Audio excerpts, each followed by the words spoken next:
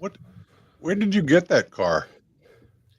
It is. My mom gave it to me probably about 10 years ago now at Christmas. Is that a Muscle Machines? No, it was actually kind of random, but it's a remote control okay. car. The big deal is it's that orange 70 GTO Judge that my dad had. That's pretty badass. Yeah, that was Dad's car. Oh, so that's literally your dad's car. Yeah, that was literally what Dad got in all kinds of trouble. I mean, drove all the time. Mm-hmm. Well, at least he was good at something. You know. You're gonna do something, do it well. Did you start the show? Oh, we're live. You told me to. All right. Fuck then you. I'm gonna start the show. All right. Right after I started recording on my end. Oh, that's a good point. Yep. Come on.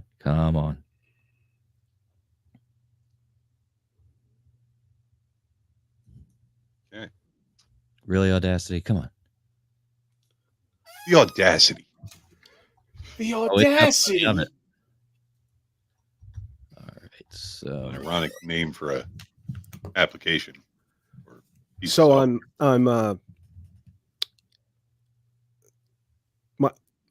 my wife asked me to clean out the fridge today. Okay. But she asked me to clean out the fridge like before the trash people came. Right. But the trash people came earlier than I expected them to. Those bastards. I know. But I cleaned out the fridge later. Okay. You know? And I'm telling her everything, she's on her way home. I'm telling her everything I did. Right. And I'm like, I took it outside. I took it outside. And she's like, oh, you took it out. And she's like, yeah. She's like, before the trash people came. Well, and I was like, and I'm doing the what? You're breaking up, And she's like, she asked me again. And I'm like, oh, I can't really hear you. And then I'm going like this. I'm like, oh, it's terrible static. And she's like, it sounds like you're unwrapping McDonald's. What are you doing? I'm like, I can't hear you. And I'm just going, no, that's static. And she's like, that doesn't sound anything like static. That doesn't sound anything like static. Your wife's on to you, man. But here's the thing. So then she goes, what that was weird. And she goes, well, did you get it out before the trash people came? I'm like, obviously not. She's like, how would I know? I'm like I've been dodging Hey, she knew the answer to the question before she asked it. Right? So why does she keep asking it? She knows the answer. You understand what I'm saying?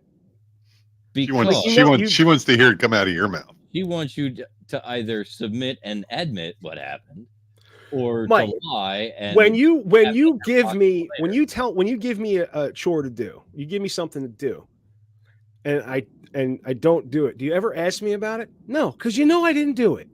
Because if I did it, I would tell you I did it. Well, the questions only come from the things that are what am I trying to say here? The questions only come about the things that they know you probably half-assed. Yes, that's life. We got a recording running, right? Got recordings running. I'm going to start. I just wanted to fill time so it wasn't just us going, oh, fucking Audacity. Yeah, and I've got a dreadful noise floor, but we'll deal with that later because I can deal with that later. All right. I am going to get a copy in front of me if it will cooperate. Here we go. All right, folks, here we go. This week on the Media Virus Podcast, Deuces Are Wild. OnlyFans content creator reveals how much she made banging 122 college students at spring break. For 22 years, a small man-made pond held the secrets of a Florida man until someone on Google Earth noticed that car in the pond. If your pants are still dry, maybe you peed in a cup just because maybe you just peed in the cup that you had a beverage from. If you were on a plane, it would cost you. It's the Media Virus Podcast.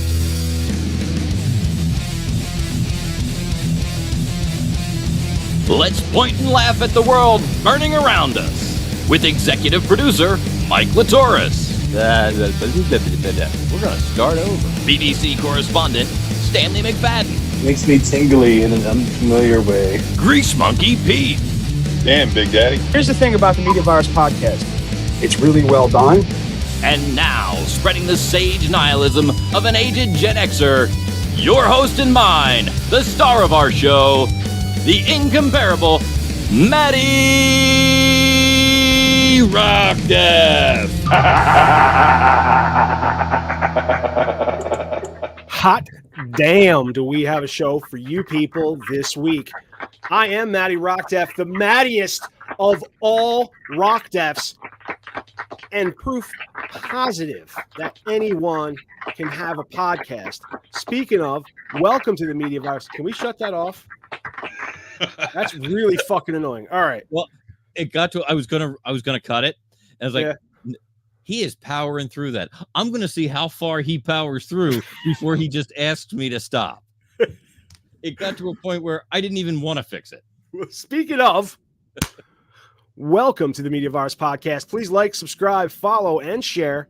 I want to take a minute. I want to thank all the new subscribers for their support, whether it's on YouTube, Facebook, Spotify, Apple Podcasts, Google Podcasts, or if you're just checking us out on themediavirus.com. Thank you. Thank you very much. And as always, you can give us a call here at 1-646-VIRUS-01, 1-646-VIRUS-01. You might make it on the show. Who knows? Just a couple tidbits I wanted to mention before we start, dissecting the news like a pack of demented surgeons. O.J. Simpson's in the news. Yeah, I don't know if, the man who has been in more courtrooms than stadiums has scored his final touchdown. His family announced that he has gone to the great end zone in the sky. But there's a twist. The Juice was diagnosed with cancer. It's like the universe said, you know what, O.J.? You've dodged enough bullets. Sources that I made up just now have stated that Simpson will be buried in his white Bronco with his lucky stabbing hat. Did you hear about this one?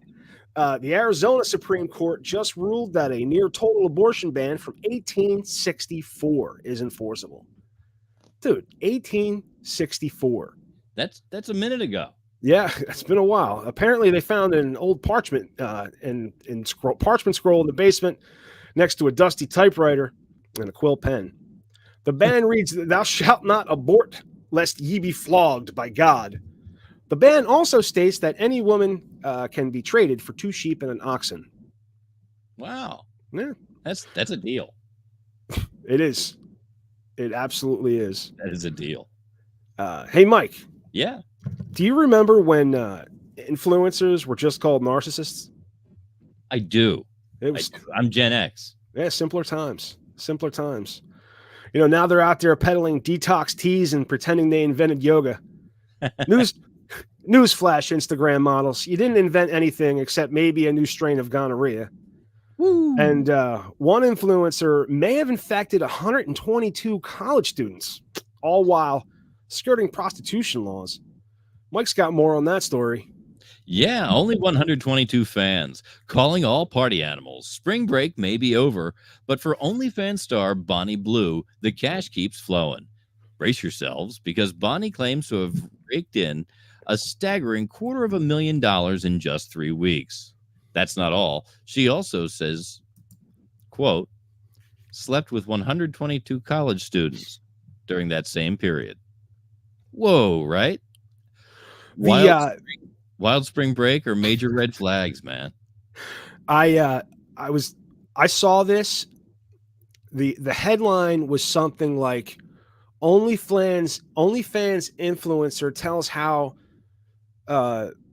tells how much she made on spring break, right? Or something like that. It was like it made it sound like this was a good story. Right. And you know, I keep talking about this bit, the often mentioned, never executed bit of Matty fixes headlines. Yeah. Yeah. We have Was the intention of this story, and I put in the note column. It was just like whore brags. That's what the headline would be. Whore brags. Well, the story raises a lot of questions. Safety, consent, is the safety, consent. Huh. Are you accusing AI of not having good grammar?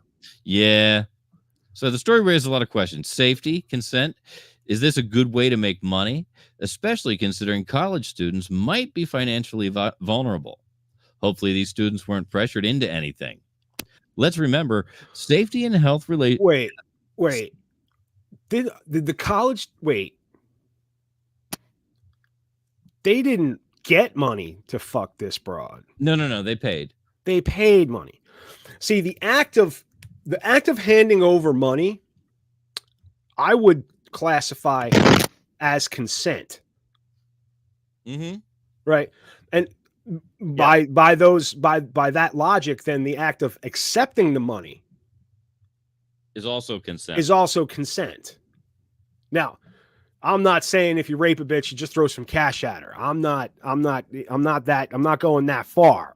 I'm just saying that in these terms, in this, there was an agreeable transaction that was presumably entered into willingly by both parties. Right. Exactly. There's nothing about consent that we have to. Safety, maybe. You know what I mean? Yeah, I mean, a lot of people don't stretch before they bang. It's true. You can pull a muscle. You can throw out your hammy. heel. Yeah, you can pull a hammy. Yeah. So let's remember many a cramp during coitus.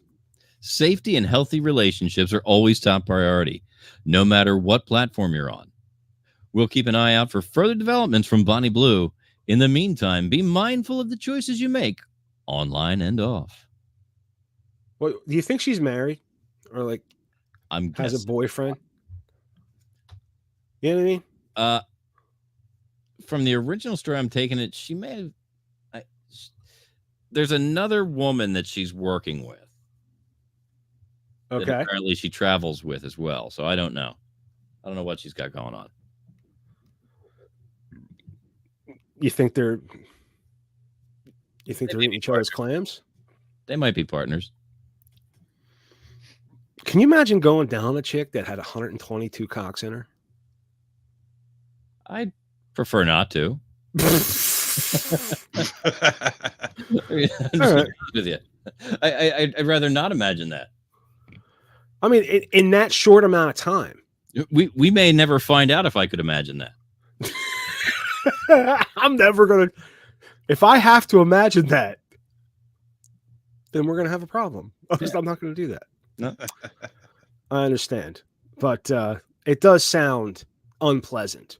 Yes. Right? I mean, like to say the absolute least, it sounds unpleasant. You know what else would be unpleasant? What would that is be? Going down a dude that had been in a car underwater for 22 years. Well, that would be relatively unpleasant. I think it's probably, yeah. I was just trying to transition, No, absolutely. Our top story today takes us to Florida, where a 22-year-old cold case has finally been solved thanks to an unexpected discovery on Google Earth. William Molt disappeared without a trace in 1997 after leaving a nightclub in Lantana, Florida. For over 2 decades, his fate remained a mystery until now. In a remarkable turn of events, a property surveyor scanning Google Earth stumbled upon what appeared to be a submerged car in a pond near Mr. Molt's former residence. Now, in the news article that we read, it was just some dude. It was, yeah. Checking out his. And I mean, if you are just some dude looking at the land, you're surveying the land. Yeah, you're a land surveyor. The article, the source article, led me to believe that it was somebody who had lived in that neighborhood and was going to look in on their old home. Which is a cute thing. He's like, let me see if they found that drunk guy out of the car yet. It was probably his fucking ass that put him in there. He pulled over is what happened. He pulled over to sleep it off, and this fucking asshole went, snuck in, put it in drive, and drove him into a fucking lake. He was sleeping. He didn't fucking know anything. You're trying to. I don't think this is an accident. Maybe I don't not. think any of this is accident. Maybe not. I mean, we can conspiracy theory this up if we need to. But do you have? I'm looking for the. Authorities were alerted, and upon investigation, they found a vehicle with skeletal remains inside. Forensic analysis confirmed the identity of the deceased as William Molt, bringing closure to his family and friends who had long awaited answers. The circumstances surrounding his disappearance remain unclear, but this discovery marks a significant breakthrough in the case. The use of technology in solving cold cases underscores the power of modern tools in uncovering the truth and providing closure to grieving families. Now, all right. Because Mike and I were talking about this in the meeting. And Mike was dumbfounded that no one heard anything. No one have seen this car for 20 years. Well, we'll go down to the. I think it was either they have a picture or the video does it much better. But you get a good look at the area, and you get a good look at a couple of those overhead shots. There is clearly a fucking car in there. Yeah, but and how many overhead shots? How many overhead shots do you think? Without tearing up a little grass. All right, let's go into. William Molt was Let's get last into seen in this. Lake Worth, Florida back in 1997. Can you guys hear this? He was Yep. placed on the Barely. missing persons list, and for 22 Oh, boy. years, his family gave up hope, even when his case went cold. But a tragic turn after discovery on Google Earth, when a man who used to live in this gated So- community was All right, looking so at he his used to old live here. house on the 3D satellite program. As That's he another- zoomed in, he saw what appeared to be a car submerged in the pond. He was so surprised by what he saw, he called up a friend with a drone to take a closer look. And when they both flew over the water, they could see that unmistakable outline of that white car hidden beneath the surface. This is a mystery. When a police dive team recovered the vehicle, officers found a body inside. It's Inside of shocking. Saturn. Once it became a crime scene, they had us move away so that we wouldn't disturb any evidence. The medical examiner's office confirmed it was Molt inside the car, but how he ended up there is still unknown. You never know. I was what gonna you're point find, what's in your neighborhood when you What's move that, in. Pete? That car is in very good shape. You know why? No, Why? oxygen. Because it's a Saturn and it's made of plastic. Oh, that too. Yeah. All the body panels on those things were plastic. I remember having to glue one onto one. I tell you what, I had a couple Saturns. I thought they were pretty good cars. We had Saturn for a while. I worked on a couple. My friend's mom had one. I mean, they were fucking cheap. Yeah. That was a good thing about them. You know what I mean? Yeah. I had one of my favorite cars was I think it was a 77 4-door Nova.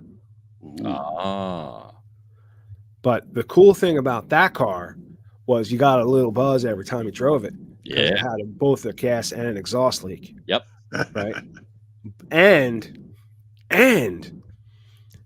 if you There's more. You didn't have to stop to take a piss because the floor panels had rusted out.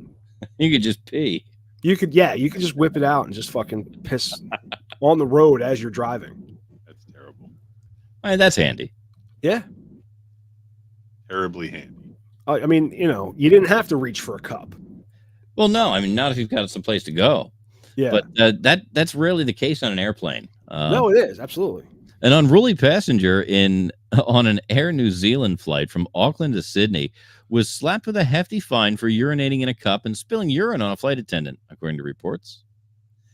The incident occurred on a 3-hour domestic flight where the unidentified man resorted to relieving himself in a cup after what we can only assume was an intense battle with his bladder. However, his unconventional bathroom solution turned into a nightmare when he spilled the cup's contents on a flight attendant as he disembarked from the plane. Was it Bruce Willis? As a result of his inconsiderate and offensive behavior, the passenger was fined a whopping $395 by the airline. This serves as a stark reminder. I don't see. I mean, he pissed. Do you think that was his first choice? No, I have. I'm assuming the lav was inoperable. Well, he was the from the source again. Source material on this said he was in the window seat, and a woman and her 15-year-old daughter were in the aisle and middle seats, and they're the ones who dropped a dime on him and told them that he pissed in his cup. Who pulls out their hog in front of a 15-year-old? Well, I mean, yeah. Who does that? And doesn't expect to get, like, at that point, you turn to them and you say, instead, what's more polite, Pete? Let me ask you this question, Pete. What do you think? I mean, we're talking etiquette. We're talking, high society, right? Is it more rude? Is it more rude to turn to your seatmate and say, "Pardon me, I have to get up and use the facilities," and then get up around them? Or is it more polite to pull out your dick, relieve yourself into a cup? But like, what? They don't serve large cups. No. On airplanes. They don't. Yeah, they give you those little like Dixie cup motherfuckers. It's about the same size as the cup that they give you to fill up when you go for a piss test. And I always have to stop and put the rest somewhere else when I take a piss test. Right. I mean, that's unless he brought the cup with him. Who knows? Who knows? But like, if he brought the cup with him, then that would strike a curiosity. Yeah, I mean, that would denote planning. Then this was a premeditated public pissing. Right. I mean, we can't have people just randomly pissing on planes. Well, purposefully pissing on planes. Right. We can't have people planning it. It's okay if you do it in the spur of the moment, of course. It just happens, Right. Sometimes you got to pee. It might. I feel like it's more polite to just piss your pants. I mean, you know what I mean? Some people are into that sort of thing. I feel like if you're given the choice, I would say, turning to my person next to me and saying, "Pardon me, I have to use the facilities," and getting up and going. That ranks number one. Right. And then pissing your pants would actually be number two in the power ranking. Okay. Of politeness. And then pissing into a cup in front of a minor ranks real low, because that is kind of that's a crime. I don't know if it's a felony, right? But it's a crime. And then they make laws against things that are impolite to begin with. Typically, yes. If it's against the law, it's not polite to do. So I don't know where this guy was coming from. What his what. I mean, it could have been premeditated pissing. I don't know. It's hard to say. It really is. But he got fined $395 for whipping her out. I gotta tell you, man, because it says here, last week's show was so good it makes you jizz in your jeans. That's right. And I've listened to A Block about 4 or 5 times. Just in the, I listened to it the day after, just to kind of get a groove. And then I was going to edit it and just but then lost track of what I was actually doing and listened to it again. Listen to it in the car. Okay. Just to see what it sounded like on Spotify. Right. Because my audio invariably sounds a little bit different than what you get on YouTube. Right. Well, especially the intro, whatever you do to compress and whatever, like to make it sound better, it makes the intro sound like shit. Okay. I'll drop out of that. I'm just, well, no, that's the only. But actually, no, I can't do that. I would say that your delivery on last week's top 3 teaser was a top 10 performance. Thank you. Vatican drops a list of its pet peeves and fun is still at the top. Such a great fucking joke. And then your face on the video, you're looking at me to start the intro. And it's just, you're so got a big shit-eating grin on. You're so proud of yourself. Like, you should be, yeah. And as always, the A block, as we call it, because we break this show into, 3 different shows on, as a podcast form. Yeah. The audio side gets posted 3 different compartmentalized blocks. And we usually cover 3 stories, which we just did, and we call that the top 3 news. And the top 3 news has been brought to you tonight, by 302-46-VOICE. If you want my voice on your project, call 302-46-VOICE. The folks over at MySports Art Shop on redbubble.com and at mysportsreports.com want you to go over and take a look at the art that they're producing. They've got all kinds of sports-related and holiday-related and sometimes sports and holiday-related art that you can have placed on, you can have it printed on mugs and shirts and blankets and all manner of household items. It's a real cool, real awesome art shop. Some really fun stuff over there. Stepmoms Without Children and the Disruptive Minds, 2 podcasts that are here on the network with us, our sister shows.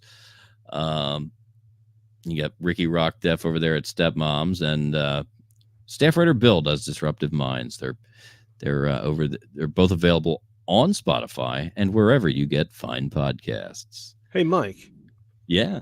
After the break, we're going to talk 8 reasons that you and I are actually might be decent people. Okay. And we're going to talk Cajun monkeys in Thailand. That's going to be pretty funny. How would a decent person feel about that? Who knows? We'll talk about it later on. Sounds like we find out what Big Daddy wants to ask us in this week's Big Daddy Asks number 14.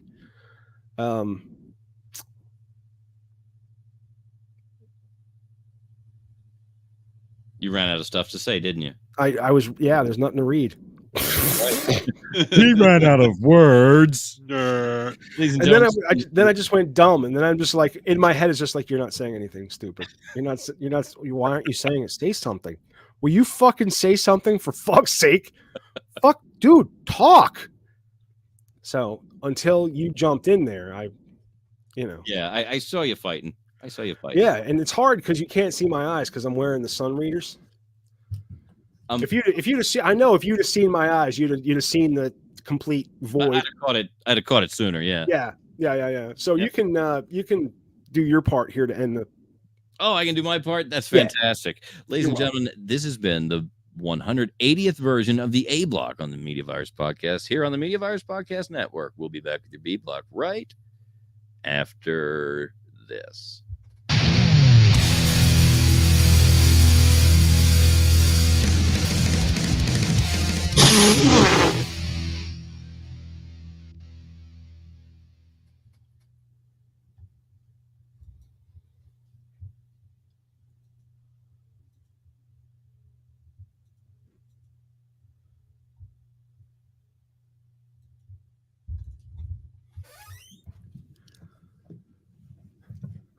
I thought we fucking did a great job.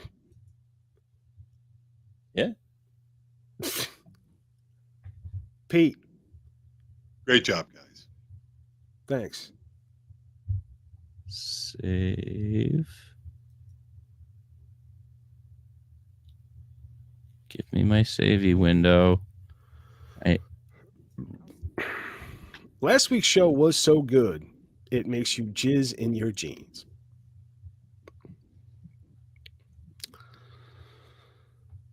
Oh, let me pull up Big Daddy Asshole.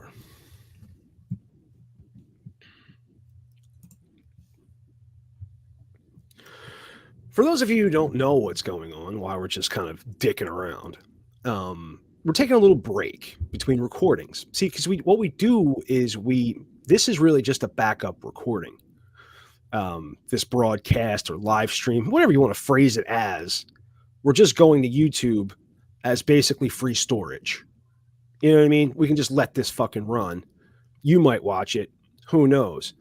And then, he's breaking up the actual recording so that he doesn't have to do a bunch of work when we're done here, because he's got to go, make a living. If you want to help us make a living doing this, well, then we'll put together a better show. Yeah. And we'll talk about how you helped. Yeah. Well, definitely. You want us to talk about you, we'll do that. Just pay us. So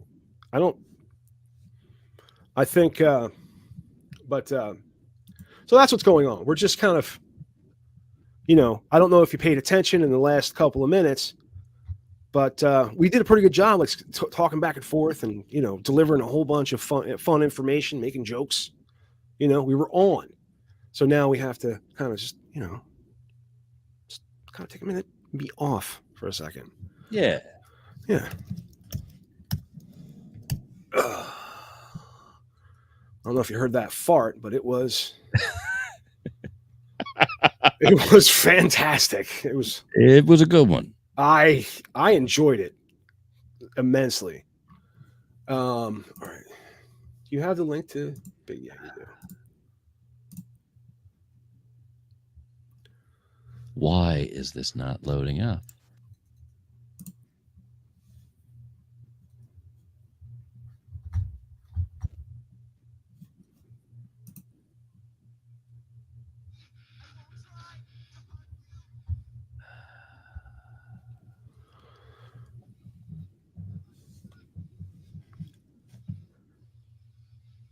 So we're going to lead into B Block's going to open up with Big Daddy Ass, right? Yeah. All right.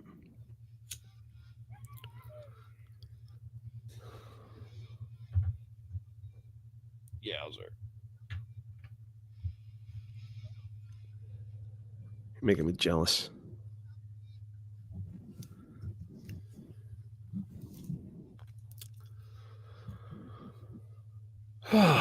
The last of it.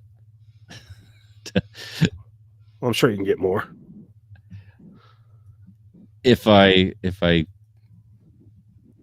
have to work out the financing for it, but yeah, I could.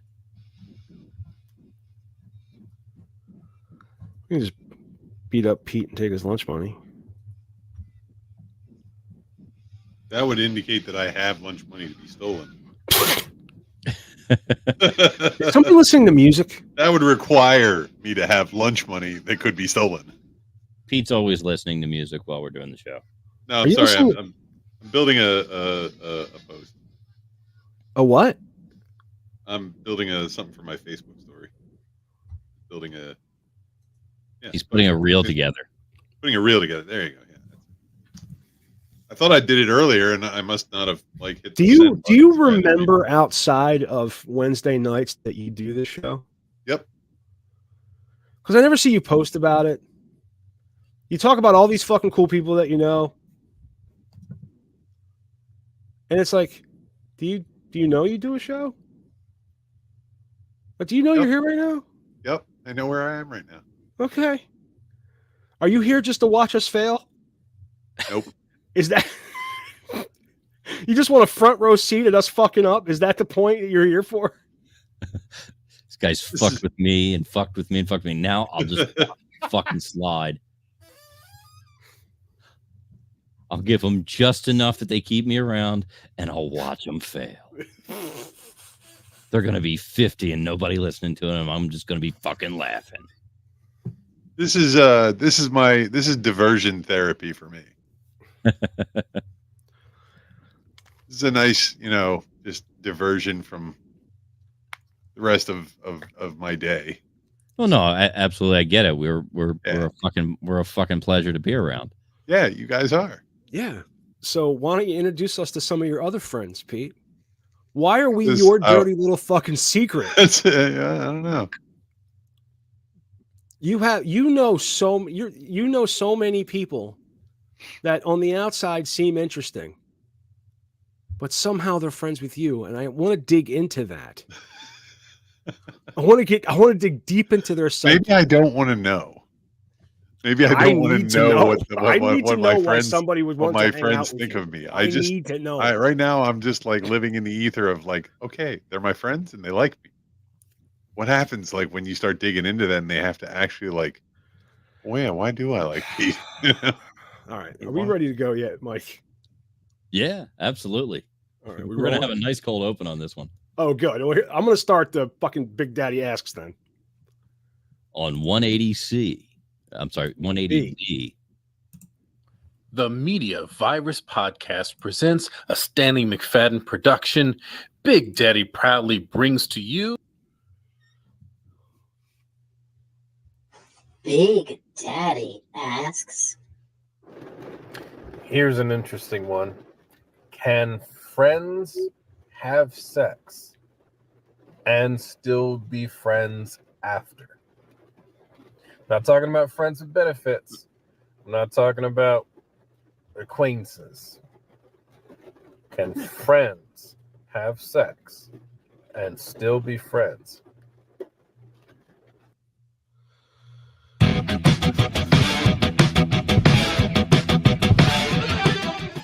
I think the more important question is can friends find the most inopportune time to record a fucking bit in the fucking rain? Can they fucking do that? Well, I believe that's a function of the time that you reached out and said, dude, we need more Big Daddy Asks. I'm just assuming this bit's going to continue. You know what I mean? But to answer the question, no, absolutely. To answer the question, Maddie and I are closer than ever, and you know. I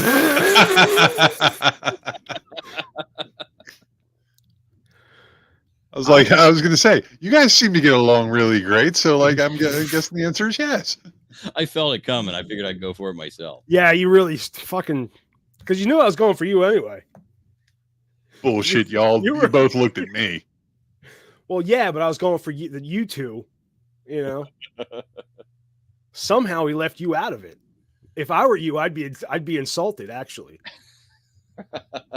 You're the one that doesn't get fucked in this scenario. I'm just gonna put that out there. That would have to require me to go find the fuck that I give about that. You give a fuck. No, but I don't think they can. I because it changes the relationship. I mean, you know what I mean? Now you can't go back. You can still be. Yeah, you can't unring the bell. You can't unring the bell, but there's a lot of work. You got to be a mature motherfucker. Yep. You both got to be mature motherfuckers. And solid going into it that you know that what this is about. Yeah. And I think that exists out there. I think it's uncommon, but I think it's out there. I think that it is attempted way more than it is workable. Probably. You know, because if you're that emotionally intelligent, you're going to be emotionally intelligent enough not to. Yeah. If you're that emotionally intelligent, you don't just hop in the set. You say no. I've got some thoughts on this. Oh, good. My initial thought is, one, I feel like a guy could have sex with his friend girl and be fine. But I feel like that female half, like they think they can continue to be friends, and then like they get all goopy and weird, and they're like, well, you know, like, and then they try to like, you know, put a label on it or something or whatever, and it's like, yeah, I feel like that messes it all up. Like I feel like guys are more capable of it. Like they can. Guys are more capable of it, but it's the maintaining the friend. It's not so much not catching feelings, but maintaining. Yeah. I think the friendship, that's the tough part, because once you've broken the dam. I've never been a one night stand type of dude. I wanted a girl I could fuck for a while, continuously. You wanted a regular Saturday night thing. When my first girlfriend got pregnant, I was like, so we don't have to use condoms anymore, is all I heard. You know what I mean? Yeah. So I'm wired a little bit differently than most dudes. I was always looking for a relationship. I've never been able to fuck a girl that I didn't claim to love. You know what I mean? And claim to fucking take care of for the rest of my life. So there's like 18 or 19 women out there that are padding the numbers considerably. I drove a series of people one night. There was a rather large wedding at a venue here, and I ended up because there was something going on at the other end of town from that venue. There weren't many cars out where I was. So I ended up ferrying 2 or 3 groups of people from this wedding back to hotels. And it became very clear to me that the friend group of the bride and groom, which seemed to be like 5 or 6 couples. They were all swingers? Like, well, no, but they had all grown up together. And gone to school together, and had like everybody had been with everybody at like every iteration of the couples had run its course at some point. Yeah, but the couples ran their course. Like they coupled up first is the point. Right, but all of the couples, like whoever broke up and then switched, this friend group dated each other round robin. Yeah, I feel like that's a little bit different than sleeping with a friend and then trying to maintain a friendship after that. Because you're all coupling up. And if you're all hanging out together. But they really hadn't coupled before that, was what I was getting. Like they were a group of kids that all went to school together, and then they all ended up dating one another. Yeah, that's what happens. But like this group was, it struck me that so many couples that had all been with one another were all so tight. Like this wasn't just like everybody got together for the wedding. It seemed like they were together often. I'm not saying it's not cool. It struck me as different. Yeah, I mean that is a little bit different. I don't know if I'd be able to handle it. I'm a little bit different than most people. You know what I mean? I like to think I'm different too. But just because we're different doesn't mean that we're not great people, Mike. Well, I've always claimed that I'm a great person. Right, because in this particular publication, it says we have. I gotta put it up right. 8 signs you're a great person, even if it doesn't always feel like it. Well, it doesn't always feel like I'm being a great person. Sometimes I'll do something, I'm like, wow, man, I don't feel like a great person doing that. But then later I realize I'm probably fine. Well, like every time we pick on Pete, it's like, oh man. But then, but here's one sign that you're a great person is that you value authenticity. And that's something that I know you and I share, is we both value authenticity. Absolutely. And that's what I think that's one of the things we value about Pete. Yeah. Is how authentic he actually is. Yep. That's him. He's not some wildly talented actor who's putting on this act. No, that's really Pete. That's Pete. And so, being that authentic, it demands bravery, Matt. It does. He He wakes up and is Pete every fucking day. Every fucking day. And you think about that, though. And on Wednesday, he saves enough Pete to bring you 3 full segments here on the Media Virus podcast. He does. Except for every once in a while. What's that? Well, I guess I still had some Pete for you that night, but I just had to work. Oh, that night you drove and took a picture of my car? Yeah. Or the night I called, the other night when I called in from Royal Farms. Oh, yeah. That was irritating as shit, Pete.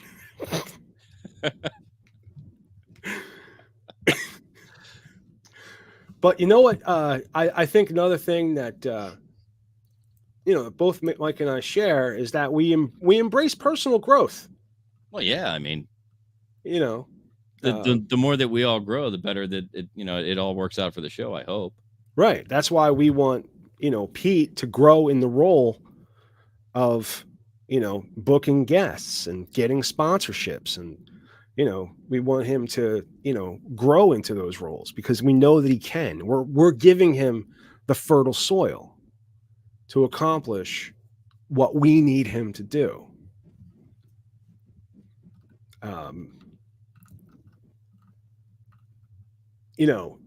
That's another thing. We cultivate self-awareness. That's right. I mean, I'm a self-aware person. I understand what my flaws are. I try to be. You try to be, and we try to cultivate that in Pete. We keep explaining to him how boring and long his fucking stories are. We're trying to make him more self-aware. Hey, if you're not self-conscious after you hang around with us, I mean, right? We're failing if you don't feel some shame, right? And that's what self-awareness. That's what self-awareness is. Self-awareness is shame. That's how you should feel. When I reject dominance and hierarchies. I reject anybody who claims to be above me in any kind of authority. That's right. That's why we identify as co-hosts of the program. That's right. That's right. But, not that it's a dominance or a hierarchy. It's just, Pete's on a lower level because we don't list him as a co-host, so.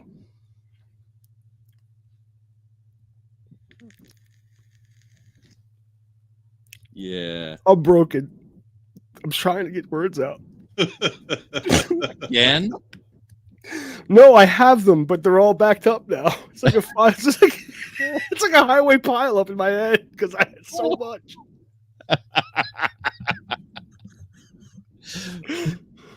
Well, if you scroll down to number 5, yeah, we're gonna look at this obstacle as an opportunity, Matt. It is an opportunity. See the pile up in my head. The drunk driver that hit a family in my head. You might see it as an obstacle. We're going to see it as an opportunity. It's an opportunity to move on to the next one. It's an opportunity to explain that, sometimes, Pete can jump in with, some kind of, if he sees Matt struggling, like he loves to start talking as soon as we all start talking. But when we're struggling, he doesn't, so we got to get past that obstacle. Right. Of, I can't see Pete's face. I don't know how he's taking this. He still looks like the Unabomber. Okay, let's keep going. You practice self-compassion. And I am very compassionate to myself. That's right. I mean, all the shit that we put up with. From Pete, I know. And we're trying to cultivate self-compassion in Pete, because in order to be compassionate, somebody has to, you have to be able to identify with somebody, yes. And we want Pete to identify with himself. So we just keep trying to explain it to him, to give him compassion. Well, there's power in community. Yeah. I mean, it's basically that, my philosophy has always been teamwork makes the dream work. Spread that shit out, baby. Right. And I think that, in a community, we all have, roles. And I, being the host, try to think of funny shit to say, try to find funny news stories to talk about. You as the co-host and executive producer, you put all my thoughts and ramblings into a cohesive format, and then we go at it. And we just, every community, everybody has a role, and we need Pete to understand what his role in the community is. Right. So, and you use your resources for positive change. Right. Like we're using this resource that we found that tells us how wonderful we are, right? That we're good people because we're trying to help Pete. We don't have to feel bad for this. Right. So we're using this resource to enact positive change on Pete. So that's how we found our path to greatness by this. That's right. So if I hadn't found this article, I wouldn't have realized that we made it so soon. I mean, we are great. I think I can stop going to therapy now. I'm a great person. That's bold, but I'm sure if you explained it to your shrink, that's bold. That's bold. I'm sure if you explain it to your shrink that way, they'll agree. Or not. I'm watching Pete not do anything. What is it that you are doing, Pete? Listening to you guys. No, you're working on your phone. Are you writing your manifesto? What are you doing? Nope. Just sitting here listening to you guys. You're just sitting there looking at your dick. And check. See?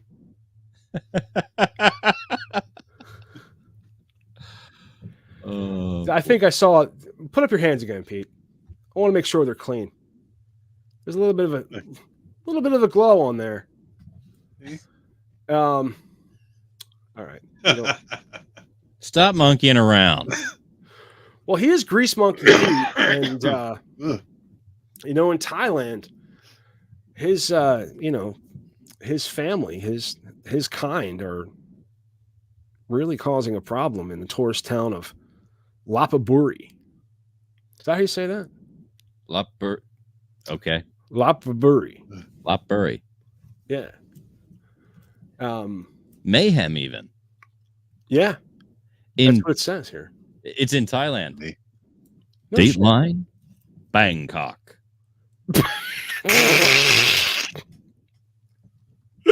Thai wildlife officials laid out a plan on Wednesday to bring peace to a central Thai city after at least a decade of human-monkey conflict. The macaques that roam Lapaburi are a symbol of local culture and a major tourist draw. I'll show you, macaque. But after years of dangerous encounters with residents and visitors and several failed attempts to bring peace with population controls, local people and businesses have had enough. Hey, Pete, look on the screen there. Can you see macaque? I see a little monkey. Yeah, that's a macaque. That's macaque right there. Hang on, let me show you a video of macaques. Let me turn the sound off. We don't need that shit. Look at these slobbing knobs. This is seriously. I wonder how many people have tried to fuck one of these monkeys. Where is that coming from? Well, I mean, they're prevalent. They're like at war and shit. But if they're all over the fucking place, the thing steals your, whatever. Steals your gumbo. What gumbo? I want to pick gumbo. Steals your ramen noodles. I don't know. Is that racist? Cultural appropriation. I mean, you know what? Man, that thing stole my food. I'm gonna fuck that thing. Stole your foe. Or if it came into like your room and stuff, lock it in your room. You don't think people have thought about that? never really crossed my mind. You don't think people have fucked those monkeys? Those monkeys could tell you some fucking stories about tourists. All right. I'm sure. This is why Thailand is at the top of the sex tourism industry. Is these fucking monkeys. That's what they're called. They're called fucking monkeys. Because they're for fucking. Okay. That's all I got. Seems to me they'd be a little mean, but you know. Well, they're planning to contain these monkeys. They are. Monkeys frequently try to snatch food from humans, sometimes resulting in tussles that can leave people with scratches and other injuries. But outrage grew in March when a woman dislocated her knee after a monkey pulled her off her feet in an effort to grab food, and another man was knocked off a motorcycle by a hungry monkey. Authorities hope to round up some 2,500 urban monkeys and shock the monkey in massive enclosures, said Athapol Charan. Don't be racist, man. Don't trying to use phonics. Leave me alone. Bangkok. Athapol Charan Shunsa, the Director General of the Department of National Parks, Wildlife, and Plant Conservation. They'll work with wildlife experts to find a way for a limited number of monkeys to stay at liberty in the city, he added. I don't want humans to have to hurt monkeys, and I don't want monkeys to have to hurt humans, he told reporters. That was during a news car. How about we give them jobs? In Bangkok. Jobs, you say? Yeah. Pete wants to have little monkey prostitutes all over Thailand. Little worker monkeys. No. Little worker monkeys. No, let's say we put them in like giving disabled people hand jobs. We put them in the booth at the movie theater. You know, maybe we let's see what else could we do with them. I mean, they got thumbs.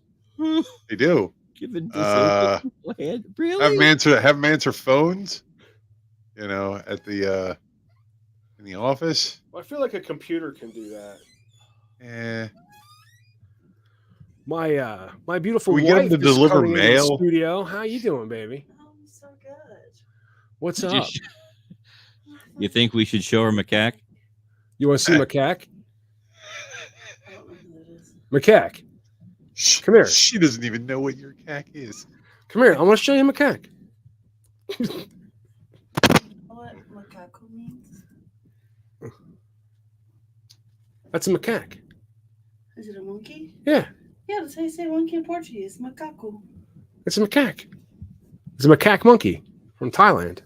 Kill. Did you know that in Thailand, there's a breed of chicken that's all black? Their bones, their blood, their skin, their feathers, their eyes, their eggs, their flesh.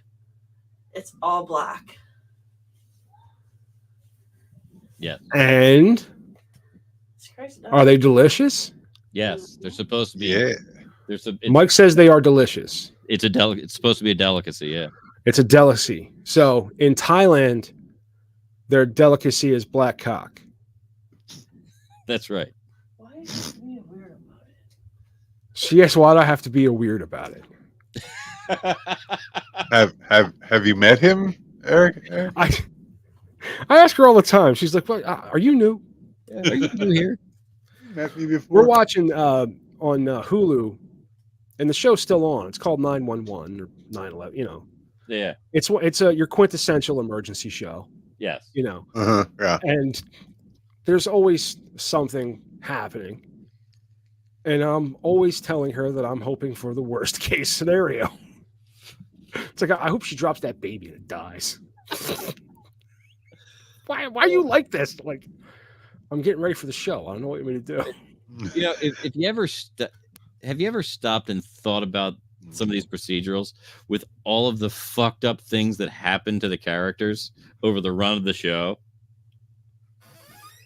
Dude, there's one. So there's a guy named Eddie on the show. He has a kid with CP. He has been shot at. He's been shot. He's like fallen through a roof. something else just fucking happened. Oh, he's having panic attacks now. There's another guy had a truck fall on him. A truck fall on him. Yeah. A fire truck. Right. Fall on him. Uh-huh. Fall. Not run him over. Fall on him. It's based in LA, so there's a lot of earthquakes and shit. Yeah. You know. So it's just like one thing after another. So I'm always like, oh God, I hope he dies now. My wife's like, why are you like this? Like, you met my parents. I don't know what to tell you. Well, I was listening to her show last week, and she was talking to her 17-year-old niece in that episode. Yes. Or cousin. I'm sorry. 17 years old. You're right. I fucked that up too because. And they were comparing our generation and their interactions with our generation, and it was just funny to hear the two of them. Like Erica sort of gets it, like she's learning the ways of the world by watching you. Like she understands where you come from. She doesn't necessarily agree, but she gets it. Yes. And Just last week I was over at my parents' house. I forget what they actually fucking did, but they started fucking arguing with each other over just the most ridiculous shit. And I just went like this. And they both look at me and they go, what? And I said, anytime I can show Erica the quintessential reason of why I am the way I am, it's this right here. I want to demonstrate, demonstrate the people, the world that I was raised for is no longer here. And we're all just kind of like mucking around trying to figure out, like what to do at this point. Right. All three of us are at the premium age for suicide. Just the dudes that do it the most are our age. Because it's that point where you realize that, if you haven't made it by now, if you haven't done it, you're fucked. So, you might have a windfall. There might be some good things around the corner, but there's probably not. And you have to accept that and just, understand that from now on, life is a steady decline. Well, they call it midlife crisis for a reason. Right? But macaque doesn't have a midlife crisis. Macaques don't. No, they just go out and steal a burger from somebody. No, they just go do what they want to do. That's what macaques do. All right. That's pretty much all we had for this segment, right? Yeah. Unless Pete wants to respond to any of our really helpful,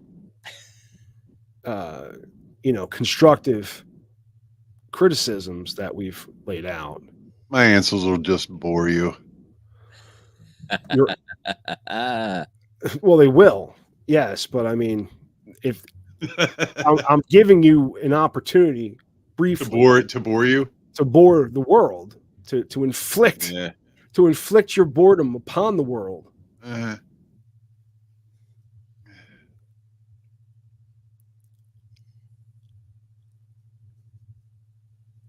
All right. That being said, probably the most interesting thing he's ever said. I would like to remind everybody that this is the 180th try at the B Block here on the Media Virus Podcast. Thank you for joining us. You can check us out at themediavirus.com. You can check us out on Facebook. You can check us out on TikTok, Instagram. I think there's a presence. We post to the TikToks every now and again and to the Instagrams. I'm trying to go to the TikToks more, and I want to do the YouTube Reels or whatever it's called, shorts, Sure. All those things. Yeah. There's got to be some good bits floating around here somewhere. There, you just got to find, we're not a short form format. You know what I mean? We're kind of a long, steady drudge. Yep. That will tickle you every once. Yeah. Once in a while. We're good for driving. Yeah. And what it is you'll be going, God, this guy is such an idiot. Why? And then I'll say something relatively funny. And you go, how did he come up with that? It's like he's fucking always on drugs. And that's you get to a point where you can't look away. Right. Because you've now convinced yourself that maybe he can do it again. Yeah. But they're few and far between. That's why TikTok is TikTok's not a great format for us, because it's a slow, deliberate death, not quick and painless. And in the C block, what do we got going on in C block? I haven't. Coming up in C block, we finished out this week's show with Just the Tips number 87.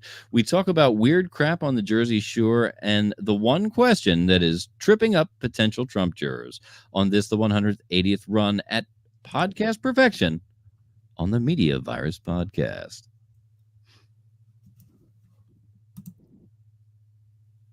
You don't have anything else? All right.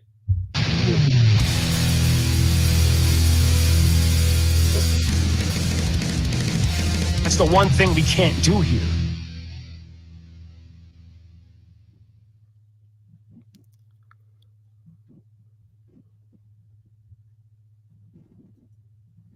I don't know why that always comes up from in a B block. I thought we were doing a relatively good job. Again, I just want to drive it home that what we're doing right now is just breaking tape. We use this live streaming format to tape our show. This live stream is basically a backup in case Mike forgets to hit record. And it's happened. And we've had to take things off of, YouTube, and this is why it's here. And then if it's decent, we can just, break it up on YouTube and put it out. So while he does, that, we usually take a break, we take a piss. We're running really, really on time right now. So because I'm not doing laundry this week. It's 9:37. So we've done 2 blocks in an hour. And that's right at the mark of where we want to be. What we want to do is release 3 30-minute, roughly, podcasts on Friday, Saturday, and Sunday that can be heard wherever you listen to podcasts, the Media Virus Podcast Network. The odds that you're seeing this right now, if you're not watching this live, the odds of you seeing this are very, very slim. The odds of anyone seeing this, very slim. But if you're watching and you're wondering what's going on right fucking now, that's what's going on. Mike's breaking up tape. He's saving the file. He's doing the magic that he does. Okay? So while that's going on, this is what we do. We could put on a much better production than this if we had a budget. If we had a budget, then there's a lot more things that we would be able to pull off. Mike wouldn't have to work as hard. Pete wouldn't have to work as hard. So if you want to sponsor the Media Virus Podcast, you can. And you can reach out to the media.virus.whole@gmail.com. media.virus.whole@gmail.com. Or you can give us a call, 646-VIRUS-01. But please don't do that. Email. How are we doing, Mike? Not too bad. Test 1 2 1 2. Are we back recording? We are back to recording. Awesome. I am going to pull up. Line up the video. Big Daddy's Just the Tips. And since we are recording, I am just going to hit play. Just the Tips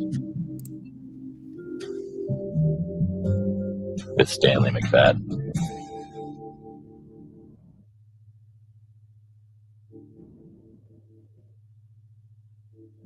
Name one benefit that a man gets from marriage that he wouldn't get in a regular relationship.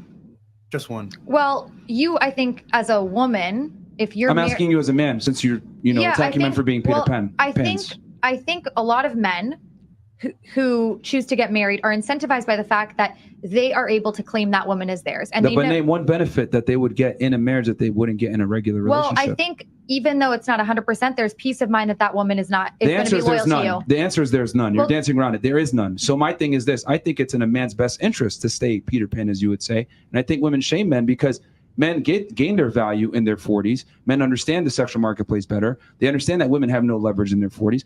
And they date down and they get younger, more attractive girls. And that's the best way to go in today's day and age, where we live in a deregulated sexual marketplace where women could take everything they got, take their kids, etc. Why the hell would a guy want to commit to women nowadays when, honestly, we got wholeflation? You know, there's obviously more incentive for women to get married than men, obviously. Way more. But what I'm suggesting is there's also benefits to men getting married. And I think... Name one. I just told you. I think That he wouldn't get outside of a regular relationship.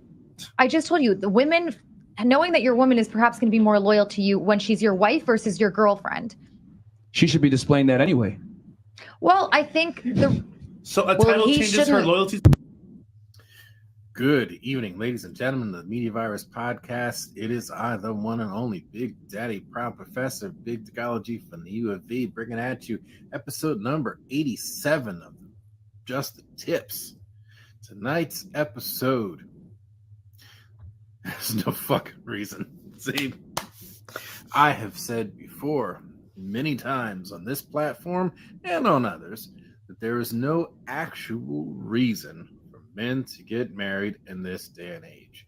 See, marriage puts us men at extreme disadvantages.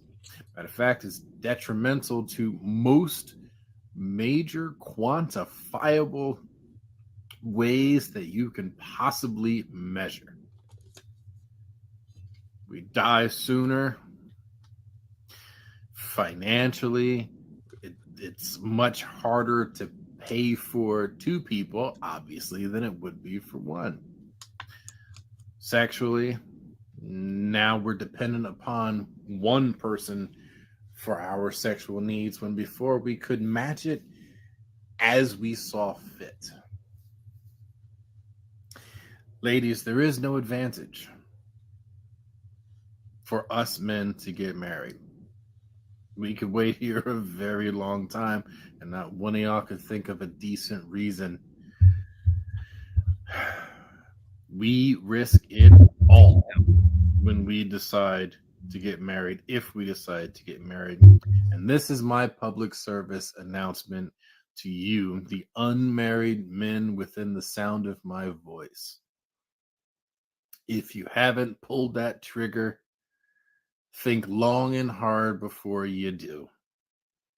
Think long and hard before you decide to invest in a person that may or may not invest in you. Think long and hard before you decide to nut in crazy and find yourself with a financial obligation for the next 20 years. Life is hard. And it doesn't get much easier in marriage. In fact, all the bullshit that you still got to deal with, plus trying to make another person happy. And guess what? She don't know how to make herself happy. So how's she going to be able to tell you how to make her happy? I know. Ladies, when you are pressuring these men into getting married and they hesitate, these are the things that man is contemplating. He is contemplating the reality that there is no decent incentive for him to do it. That's why we hesitate. That's why in 2023, marriage rates are going down, because y'all ain't bringing shit to the table. If the thing that you want is a lasting, loving marriage, then you got to bring more to the table than cross legs and an open mouth. I mean, the open mouth can be a good thing, but you know what I mean.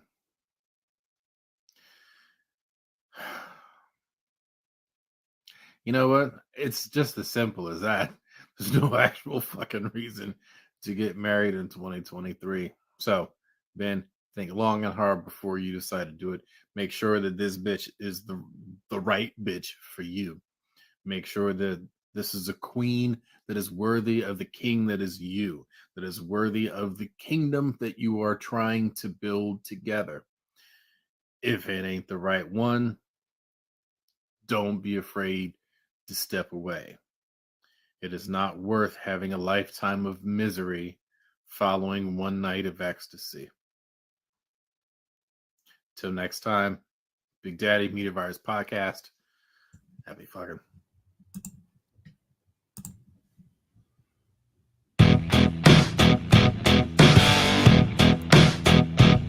I want to chime in. I want to chime in on this a little bit because I think Big Daddy's absolutely right. There is absolutely no fucking reason whatsoever to get married in the year 2023. Okay? Right. There's no reason to do that because it's the year 2024. But also, in addition to, as well as, I'd like to say, the setup of the question in the video, what can a man get from marriage that he can't get from a regular relationship? A marriage is a regular relationship. That's what you do. You grow up, and then you fall in love, and then you get married. Then you have kids, and you buy a house, then you lose the house and kids, and then divorce. It's the American way. That's what America is built on.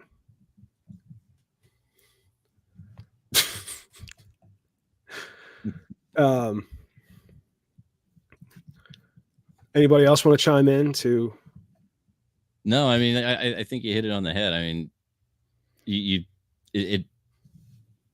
is a growth. I mean, it's definitely a different thing to be married, and it is a growth in that relationship. I think the definition of marriage is different in different people's heads. I think that the way people look at marriage now is completely different than I think even you and I probably look at marriage. Because I mean, look at Pete. He's our age. He's older. He's the oldest one. Yeah. He's single. Yep. Right. Doesn't have any kids. Yeah. So he's gonna have nobody to take care of him. When he's old and falling apart. I'm gonna die alone. It's okay. Right. He's gonna die. That's what you get. You get to, you get to not be Pete. What?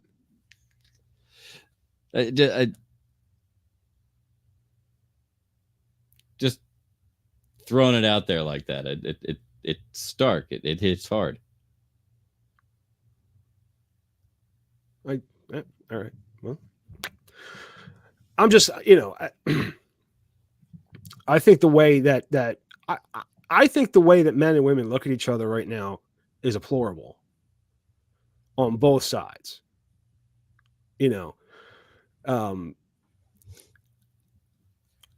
not an exchange. It's not a spreadsheet exchange. Right. But it's also not, all lovey and all feelings and hearts and stars and fucking unicorn poops. No, it's learning to live with another person. Right. Yeah.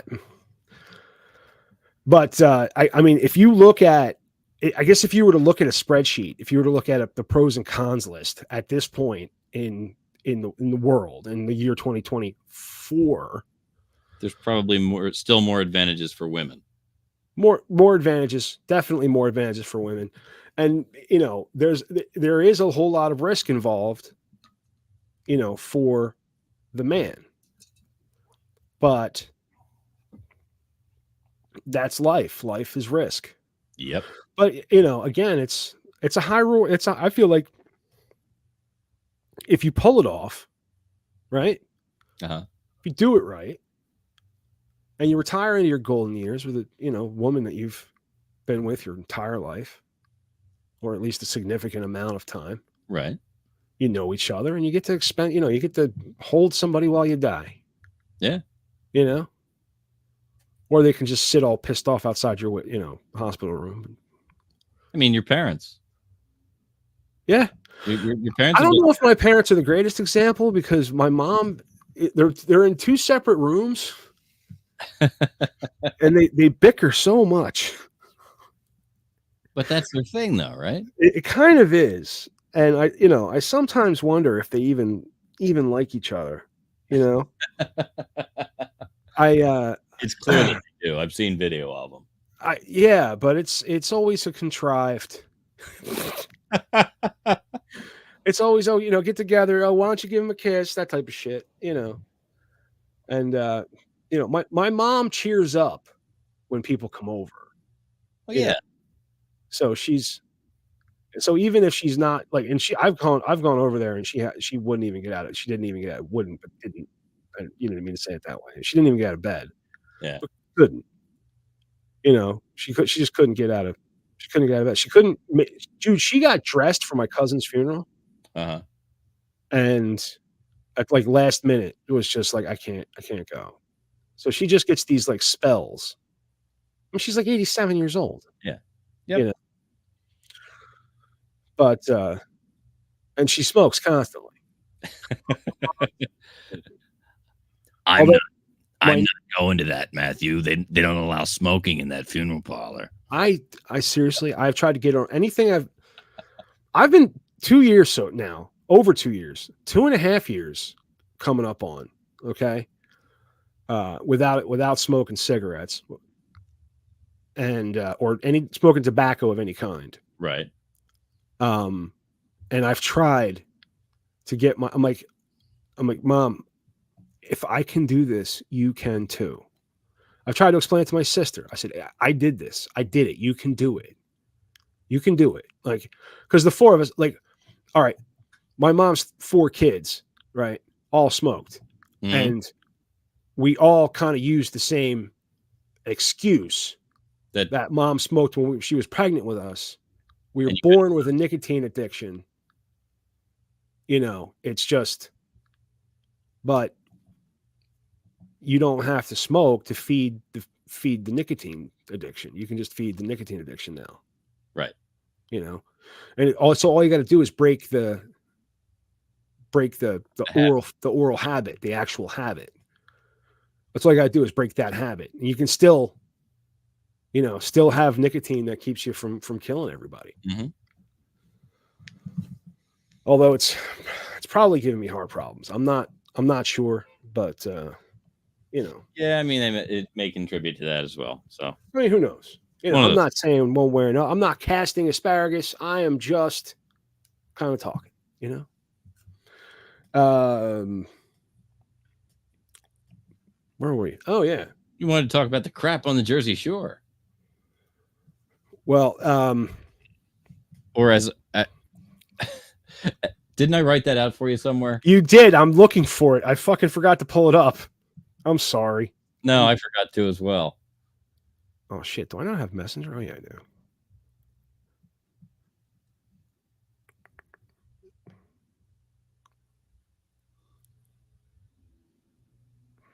do. Every spring in New Jersey, crews descend on the shore to remove debris and common trash from the beaches so that the white trash can enjoy the beaches. That's a fantastic joke.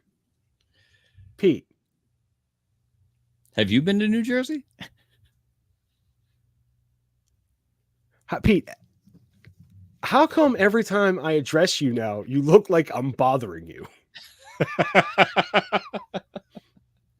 It's cockburn. He's got cockburn. Yeah, that's it. I got cockburn. It's like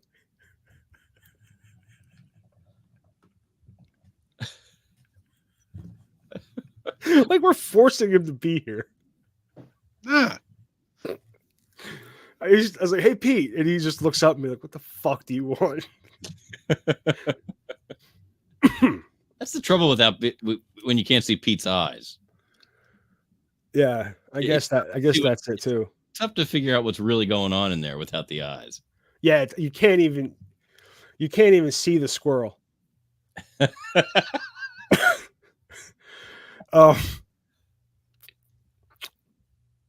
I forget what I was going to ask you. I mean, I could be doing this behind him. Which is what we were assuming anyway. Fuck. I'm gonna get some like stick-on eyeballs and just put them on the outside of these. Then you guys can be like, "What the fuck?" Oh yeah, the trash on the beach. Crap on the Jersey Shore. Let's get into that story. I'm working on it. Okay, good. C Block is the podcast episode of every week that just tends to fall apart. Well, we're tired. Yeah, we already did 2 blocks. We did 2 good podcasts already. So, and that, I think we should start out C Blocks with some kind of disclaimer, like, "Hey, this is a bad place to start." Back up, and then come to this one. Yeah, go back 3. We're really not at our best in this. Right. Look for A blocks at this point. So A blocks are what we think we do best. And in B blocks, we try to have some fun. And then C blocks is where it all comes off the rails. Yep. Right. With voodoo dolls and whoopee cushions, denture powder. That's the bizarre trash that's been plucked from New Jersey beaches, Matt. That sounds like a date with Big Daddy. Dateline, Brick, New Jersey. Jersey Shore. Brick. What? Brick. Every time I hear Brick, New Jersey, I don't know why, but I associate it with that Andrew Dice Clay joke. You know which one I'm talking about?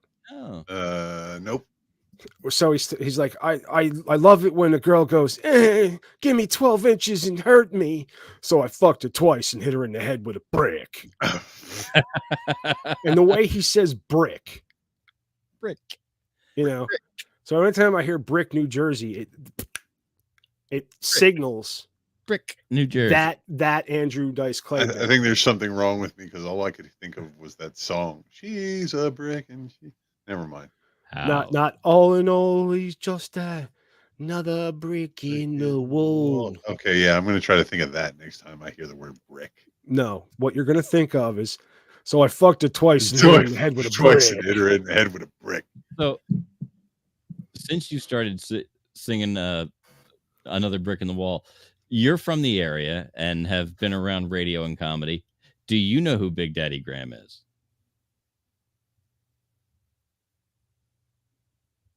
No, I don't. I'm not placing it.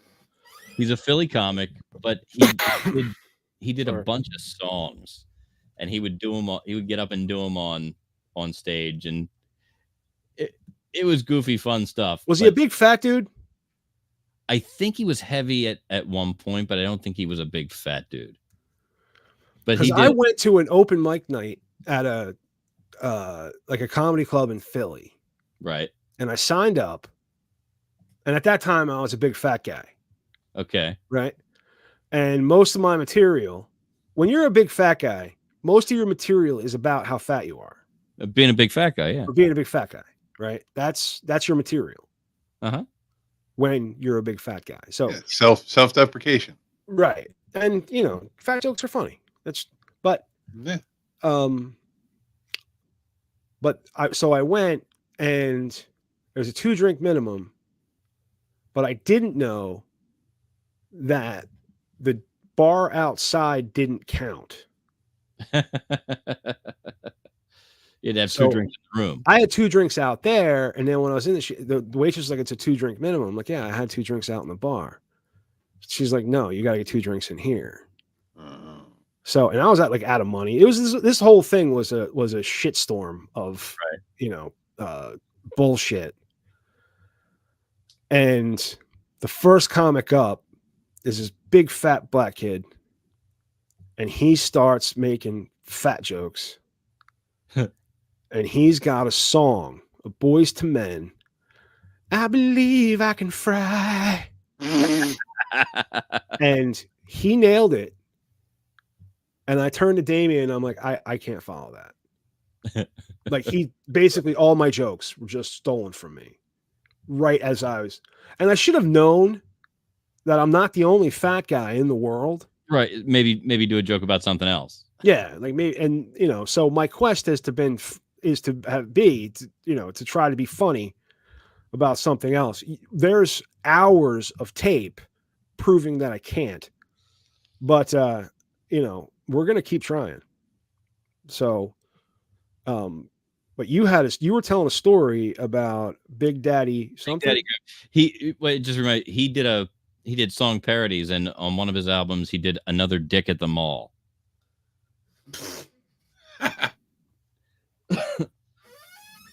Just I don't know. Hanging out at the mall. It's not ringing a bell. Dude, there's something hanging down your face. I hope it's hair. It's whatever next to your eye. Yeah, it's whatever you just reached up. There it is. Away. There you go. It's your hair. It's what you were chasing. Like, oh, there's something in my eye. Yeah, you totally missed it, but that's what it was. Yeah.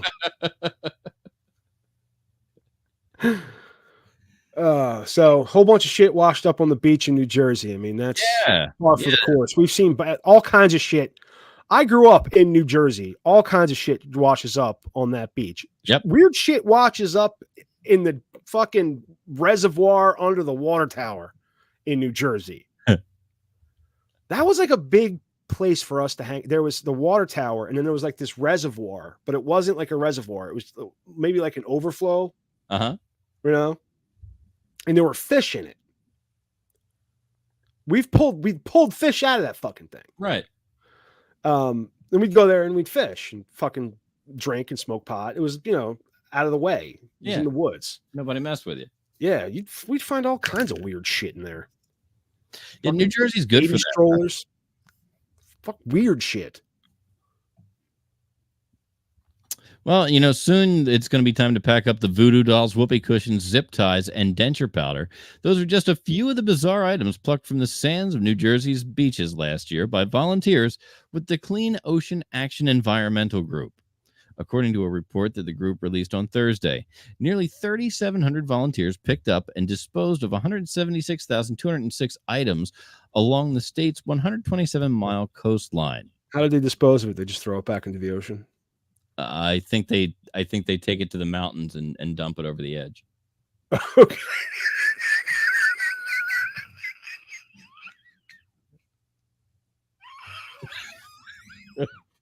You all right? I was like, what's the dumbest thing I can say? And then I said it, and then you said something dumber. It was fucking great. But like that's how that's how you throw shit away. You throw it into the ocean, and it goes into the ocean. It disappears. So all you gotta do is throw it back into the ocean. Many of the items were mundane and sadly common, like bottle caps, cigarettes, and plastic pieces. Then there were the oddities: a 50-pound bag of rice, a baby Yoda doll, a severed Barbie head, and then there was the food fryer. Who then brings a food fryer to the beach? And much less somebody who leaves it behind. Also left seaside were boxer shorts, a bra, a bikini, fake eyelashes, fishnet stockings, a jock strap, along with a pregnancy test with an unknown result. Dude, you know what? Speaking of weird shit to the beach, first of all, I want to remind everybody that the ocean is the world's toilet. I'm going to put that out there. Where you go tip your toes, all of the shit from the eastern seaboard goes into that. And then on the other side of the ocean, all of the shit in Europe goes into that. Okay? So then all of the sea creatures that live between those 2 points shit in that. You get what I'm saying? Anyway, so we went to the beach with Becky. Okay. And we packed lunches, whatever, Right. You know what she brought? Egg salad. Egg salad sandwiches. On the beach? On the beach. And I would not let it go. Who brings egg salad to the beach? That's my question. You know what I mean? To the beach. Not only you run chance of getting sand in your egg salad, which can't be good. Egg salad goes bad rather quickly. Yep. That'll turn on you fast. Yeah. And but I know, talking about weird shit on the beach, it just popped into my head. That's another aspect of the show here is shit pops into my head and I say it, even if it doesn't really make any sense. So everybody knows at home. Some of our best moments come from that. That's right. Cindy Zipf, an executive director of Clean Ocean Action, which has carried out the beach sweeps at the beginning and end of each beach season since 1985. They've collected nearly 8.5 million items of trash, recycling what can be reprocessed. She called the report a guilt list of our region's worst littering ways. It's hard to fathom, she said. From the quirky to the funny to the really just plain gross. You just can't make this stuff up. Nearly 80% of the total haul was plastic in some form. Bottle caps and lids accounted for over 13% of the haul, followed by food and candy wrappers or bags, miscellaneous plastic pieces, cigarette butts, and more than 10,000 plastic straws or beverage stirrers. But others could only be described as head-scratching, particularly considering that they were left behind on a public beach. Take, for instance, the ample supply of auto parts.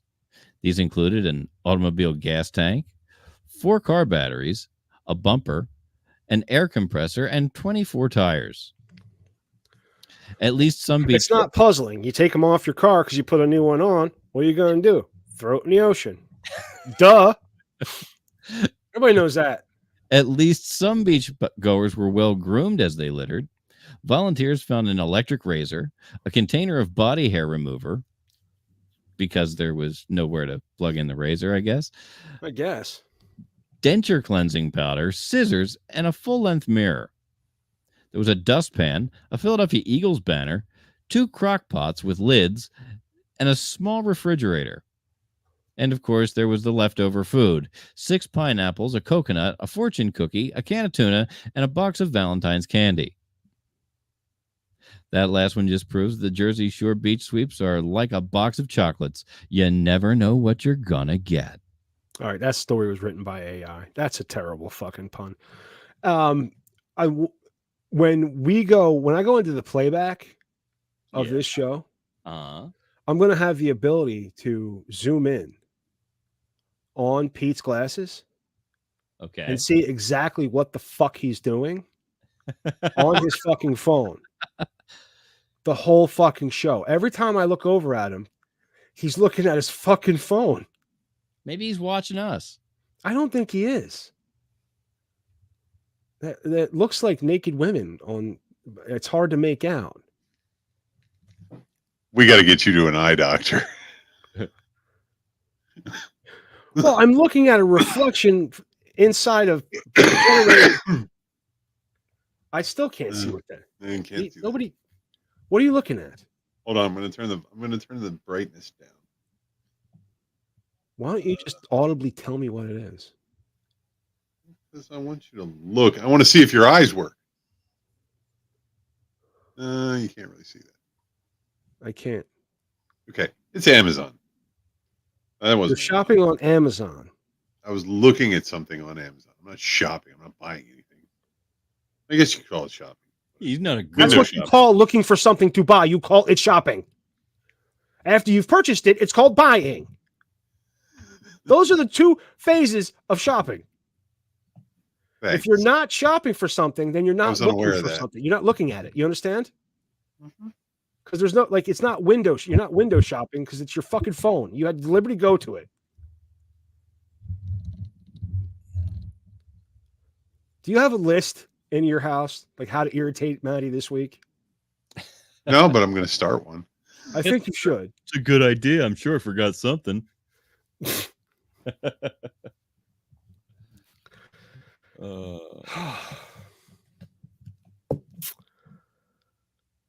What else we got lined up for this?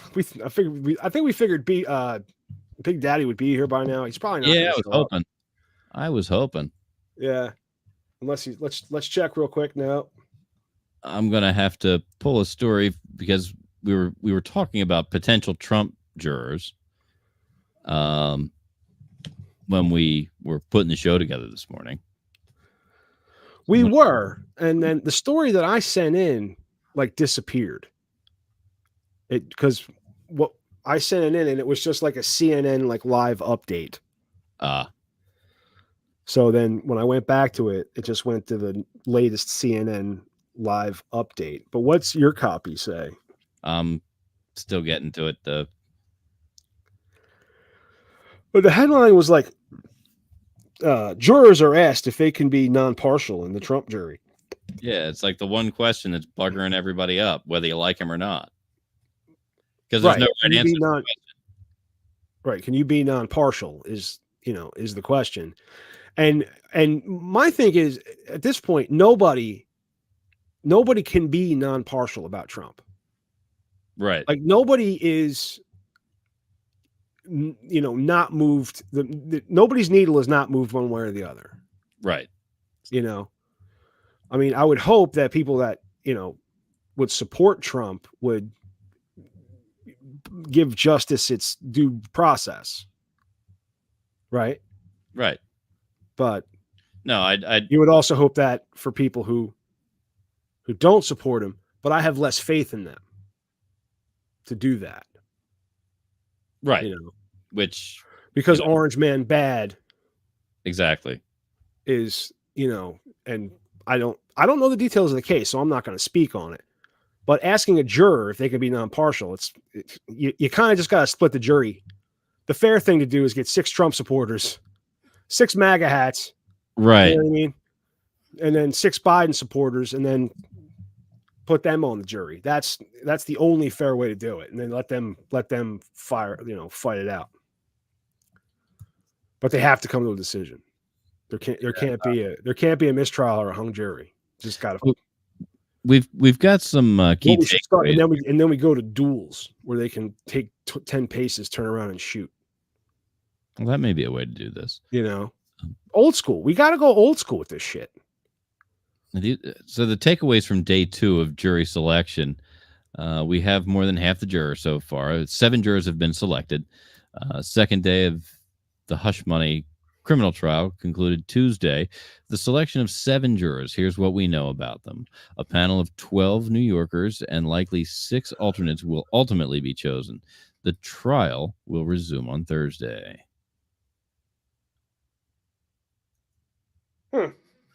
See, what we know about them was a separate link.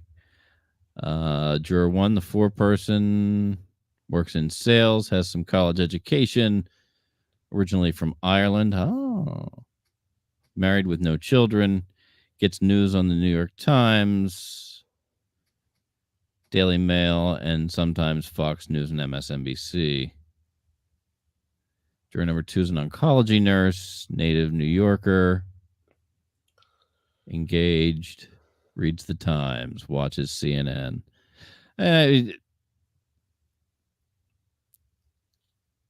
Interesting. I mean, I'm not going to go. I'm not going to read through all. In New York, I feel like people in New York are more animated about their feelings about Trump. He can be. I mean, because of what's that? I mean, he's been there for a while. I mean, there are people that take issue with him there because of his real estate dealings or some of the other dealings that he's had in New York. So, and as predicted, joining us at the moment is Big Daddy, spreading equality like thighs. How you doing, man? Oh, where the fuck you go? Doing good. How y'all doing? Well, we're trying to do good, man. Oh, look, Pete's paying attention. I'm glad Big Daddy, distracted you from Amazon. That's what I'm here for. You can't see how far my eyes are rolling right now. So how is Big Daddy doing this week? This week, Big Daddy is okay. Finally, the Reedy Point play has come to a close. It was the third most successful play in Reedy Point history. Good stuff. And that spans over 15 years, I think. So good show. The next project, I believe, is Improv for the Forgetful Squirrels. I think that's May 18th, I think. May 18th. So I think so. Beyond that, I plan on working on some of the next content for Just the Tips and Big Daddy Asks, and there may be some other Big Daddy-esque projects in there as well. We used Just the Tips number 87 tonight. It was the last one in the can. Oh, I thought I had 89 in there. Okay. Is there a conflict, Mike? With May 18th? When's your thing?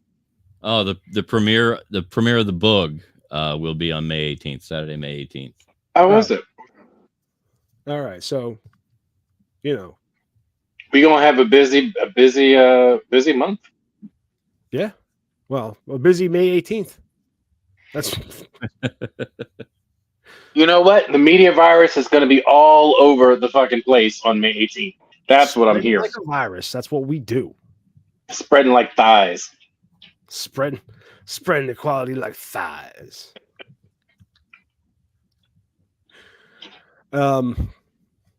What were we just talking? We were talking about the Trump, the selection, the jury selection.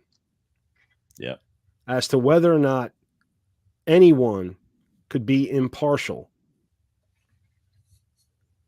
on a jury, on a Trump jury, on a jury that's facing Trump.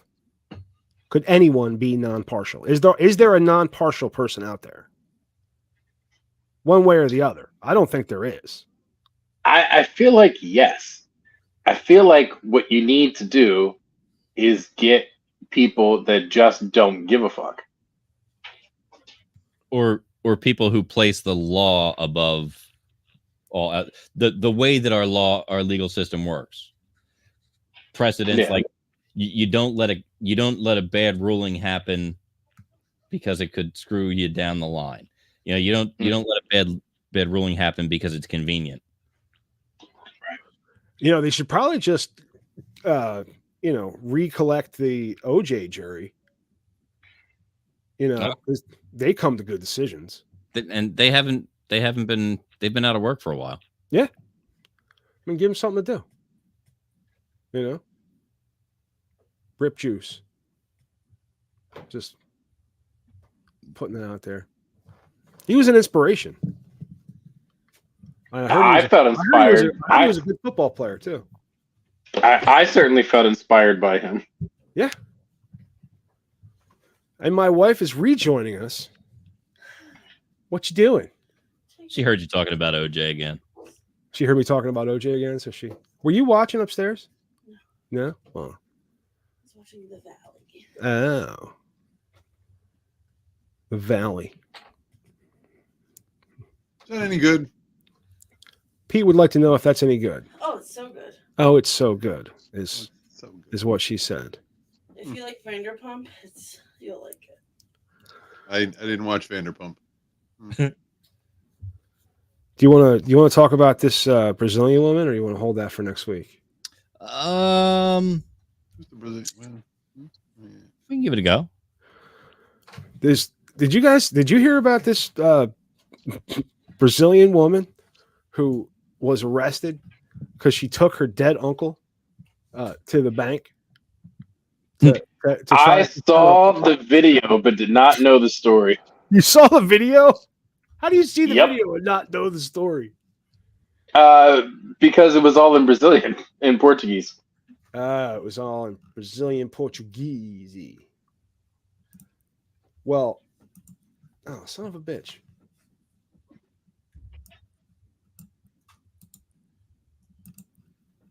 It didn't go to the thing right.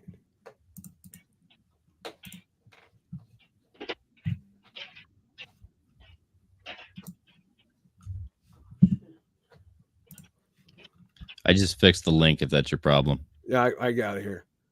You guys. All right. When Erica de Souza Vieira wheeled her lethargic-looking uncle into a Brazilian bank, clerks quickly sensed something was amiss. There's a picture. This picture is her straight up posing for a picture with a dead man. Wait, I don't think he's well. He doesn't look well This at is all. a different story from the one we talked about like last week or the week Yes, before? this is a different story because that one was in Florida where those two women took that dead guy to the bank. they just pulled to it. They out pulled an Uncle Bernie. his money. She's pulling a different scam. Okay. She is trying to get a loan in his name. 2 hours after he died. 2 hours after he died. So I don't think he's well. He doesn't look well at all, remarked one of the distrustful employees as Vieira tried to get her elderly relative to sign off on a 17,000 Riaz. It's too many vowels in one spot. Riaz, or what would be an American $3,250 loan. So for less than $4,000, she's carrying around this corpse. Paulo Roberto Braga was indeed indisposed. In fact, the 68-year-old appears to have been dead. Shortly after entering the lender in Rio late on Tuesday with her late uncle, Vieira was arrested and charged with violating a corpse and attempted theft through fraud, according to the Rio newspaper. Oh, dia! She knew he was dead. He had been dead for at least 2 hours. The investigator, Fabio Luis Suez, told the breakfast news program Bom Dia Rio on Wednesday. I have never come across a story like this in my 22 years, added Souza, who said visible signs of livor mortis left no doubt as to Braga's state. I think, did they mean rigor mortis? I think so, yeah. Footage. Go ahead. You know, when English isn't your first language, sometimes it gets a little tough. It's a deliver mortis. But there are a few states of mortis, but that's still not one of them. So I was gonna probably say, mortis and tenor. Tenon. I don't. Footage of Vieira's surreal and macabre alleged attempt to cash in on her relative's corpse has gone viral on social media, with Brazilians voicing stupefaction at the scene. At one point in the images, which bank workers began filming after smelling a rat, I thought they were going to say smelling the corpse. One suspicious employee comments on Braga's pallid complexion. That's just what he's like, Vieira replies, before trying to place a pen in his limp hand once again. All right, so are you guys ready for this? Where's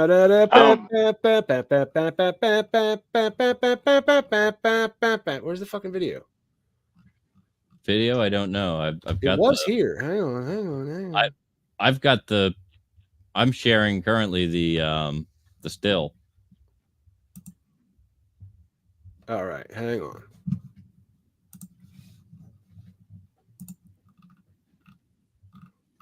I do not see a video. No, there's a fucking video. All right, I got it. All right. I'm gonna hang on. Let me share screen. All right. I think it's in Spanish. I don't know what that says. Portuguese, whatever. All right. Everybody see this? Again. Y'all ready for this? Sorry.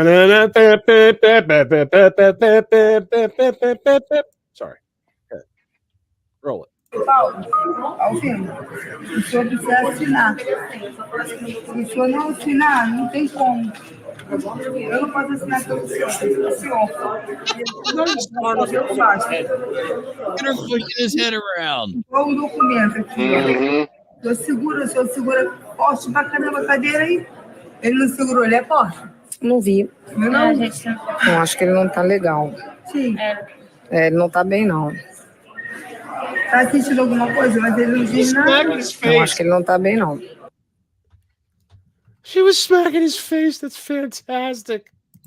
Trying to wake him up. Wow.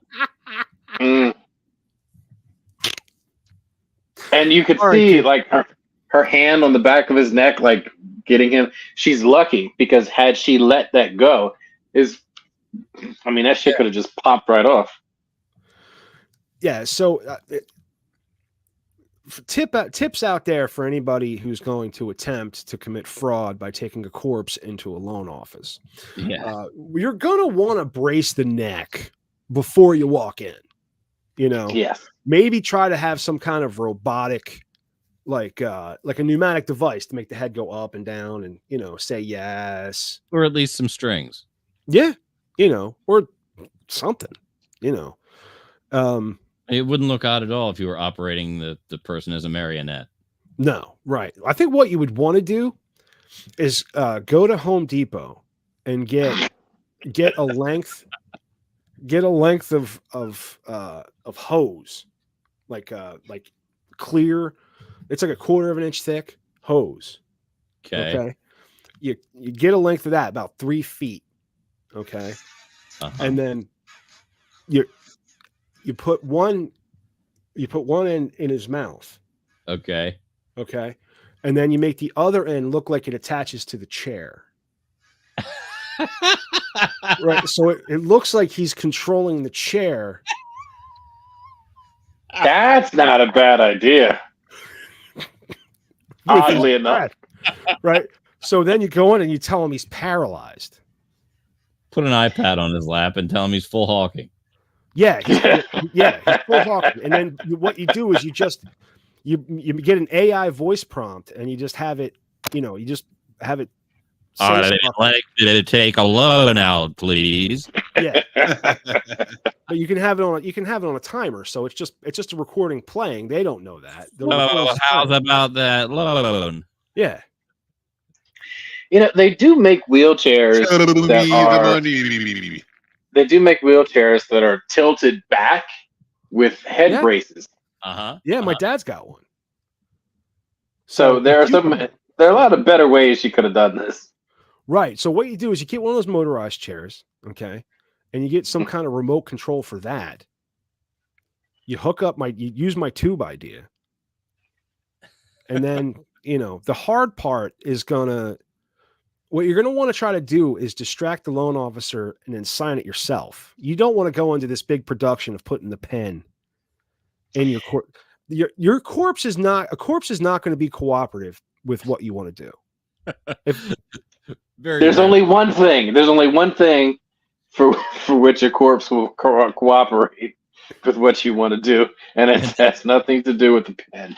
And that's necrophilia, folks. That's necrophilia. I'd imagine it's hard. You got to you got to work. You got to crack that open. You know what I mean? You got to. Then you got to warm up the curling iron. I mean, that's another thing. I mean, you said it's hard, but is it really? I mean, does a necrophiliac get hard as soon as they get to the fridge, or do they get hard as they're hauling the body around and positioning it and getting it in the right angle? Right. So let's just recap. What you're going to need is remote control wheelchair, length of tube, and a distraction. The distraction is key, and it needs to be good, and it needs to look like it's not you pulling off the distraction. Okay. You know what I mean?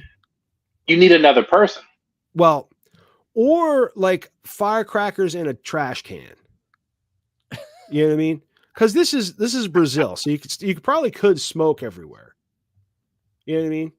So what you do is you get a cigarette. You light the cigarette, you smoke it halfway down, you poke a hole in it, you put the firecrackers, you put the fuse in the firecracker. Okay. Then you put all that in a bucket. But you got to bring that in with you and set it down quickly as you. Man, you got a lot going on here. I'm hauling a dead dude. I got buckets full of firecrackers. Dude, listen. Half-smoked cigarettes. Here's your problem: is you're not maximizing your capabilities. You got a remote control wheelchair that can not only carry the corpse, that can carry the bucket, the firecracker, anything you need to carry, you can carry in the chair. Okay. Just need a remote control chair. You know, and maybe one of those little T-bars, you know, that funny little step that has one wheel on it that hangs off the back of a Skag mower. Put one of those in the back of the wheelchair. So you just stand behind it with your hands on it like you're pushing it. There you go. So, I mean, those you don't just get a fucking wheelchair from the hospital and wheel a corpse into a loan office. Well, no, I mean, that was poorly planned out. She was like, she discovered he was dead, and he's like, oh, you know what I'm going to do? I'm not going to call 911 and start the burial process. I'm going to haul his ass down to the loan office and get a 17,000 currency loan. Well, she needed the money to get the ambulance to then call. I didn't have the money to pay the ambulance driver, you see. I mean, there'd be no point in calling without being able to pay the driver. So clearly this was her only option.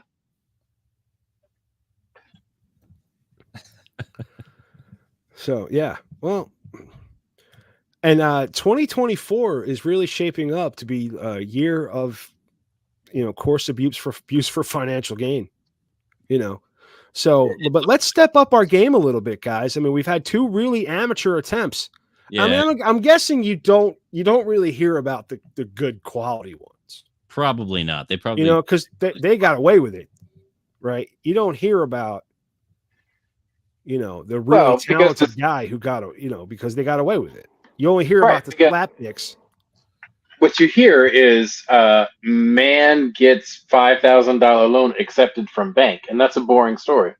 Yeah. Yeah. That, I mean,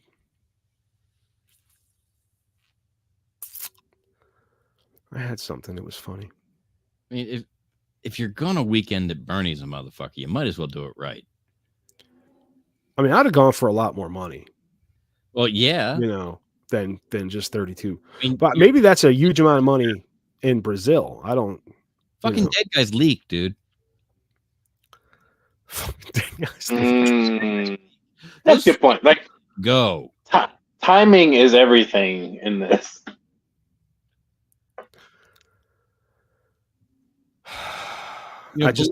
You may not think about it all the time, but you're holding tension on your anal sphincter right now. Yep. As soon as you're gone, no more tension. Dude, I don't want to get vulgar, but I had a movement last night that I was fucking screaming. It felt like it damaged not my anus, but like inside, like the tube inside, whatever you call that. The rectum. You know, that whatever it was. It felt like it did internal damage to the point where I stood up and looked for blood. Jesus, what are you eating? I was gonna say, you may want to reconsider your diet. So I've been making these smoothies for breakfast. Less fiber. You use less fiber. Back off the fiber just a wee bit, dude. Does mango have a lot of fiber? Yes. Apparently. Yeah. All right. Well, it's good to know. Fiber. I'll cut back on that. Or add water. I mean, both will work. Okay. All right. Yeah. Yeah. I don't know why I decided to tell the world that, but it was, dude, bad. Like it hurt. And not like the stretch of the sphincter. It was like something like deep inside, like, and it continued to hurt like after, like you know, like there was like what do you call that? Latent phantom pains. Not phantom, but I guess latent. Like it did damage. It's terrible. Like afterwards, you expected to see blood, didn't you? I did, and you didn't, and you were surprised. Like, I was. What an asshole. Because like your asshole, like wow. I was also surprised at the yield during the paperwork, because you would think something that hurt that much you'd get a clean getaway at bare minimum. Well, a lot of You know, times, at least something that hurt that bad was solid. inside out, and then you never get dirty on the outside. Right. Usually when it's painful like that, it's a clean getaway, or maybe a quick, little minor prolapse. Yep. But no, it was swamp. It was terrible. I'm having like a PTSD flashback right now. It sounds like. I wish that we could project like an invisible, like a semi-opaque video of me screaming on the toilet right now. I'm glad we can't. Yeah, I am super glad. Well, we can. Just saying. I don't want to be crass or anything, but just popped into my head. And I think that, like, we should be more open about our stools, because that's how we learn. Like, healthy poop's supposed to float? It's foldable. It's actually kind of handy. You can tuck it behind another piece of furniture when you fold it up. There's a little button over here. You can fold it. I reupholstered it. It used to have a black vinyl seat. Canvas and reupholstered it because it was all beat up. Thanks, Mike. Hey, man, you want to know about my stool?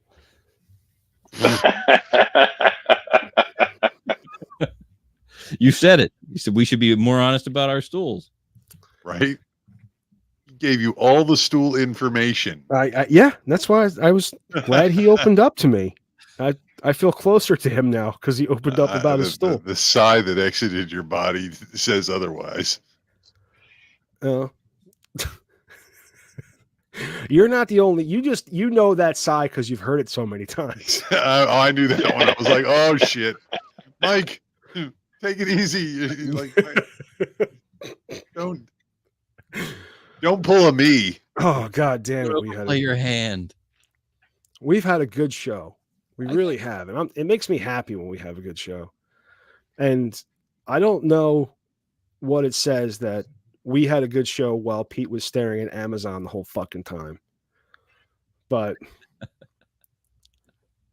he's still every time I mention his name, he just looks like I'm bothering him. I realized the power of these glasses. Wait, the last time this happened, it was a Cyber Monday. That Pete was not a cyber sale or anything on Amazon. I was just shopping while we were recording. Yeah. Oh, okay. So there's nothing specific. He was just distracted, not paying any attention. Like we're. I was multitasking for you. Yeah, you're not multitasking because if we blow through each block in 30 minutes, you're not multitasking. You're blowing off the show. Do you get what I'm saying? You're supposed to interrupt with stupid shit. But if you're not interrupting with stupid shit, we blow right through it. He doesn't even know why I'm chastising him anymore. I know why he's chastising. He's confused because I'm confused. I forget why.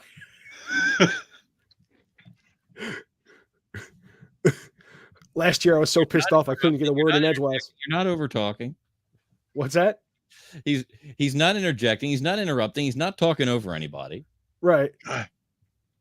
That's last year. I was literally like, he's fucking interjecting all the time. Talks over.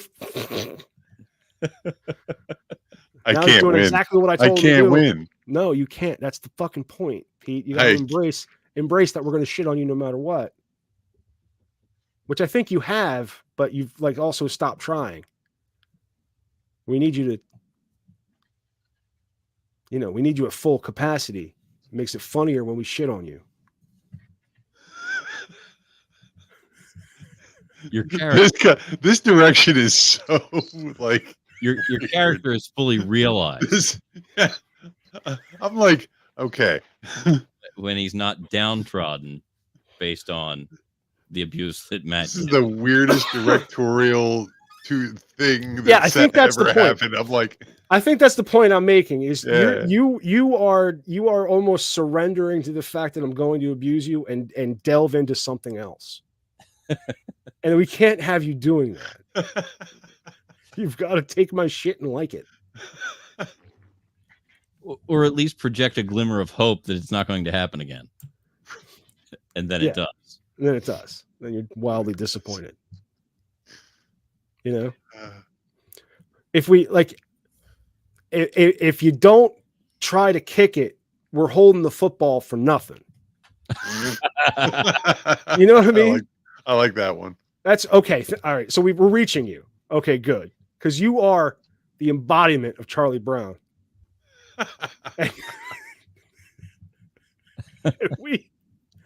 And we are your Lucy. You guys are the collective Lucy. Collective Lucy holding the football and promising you we're going to hold it this time. And we never do. And we laugh hysterically that you bite every time. But if you're not biting, there's no fun. Don't take away our... Why did you switch us? Who switched us? I did. I realized that you were both turned in looking at one another. That's what I put. I wanted to say, what are you doing? Because I was up in the other corner and I'm like, wait a minute, no, I gotta be down here to argue with him because it looks like we're arguing with each other. That's right. What do you?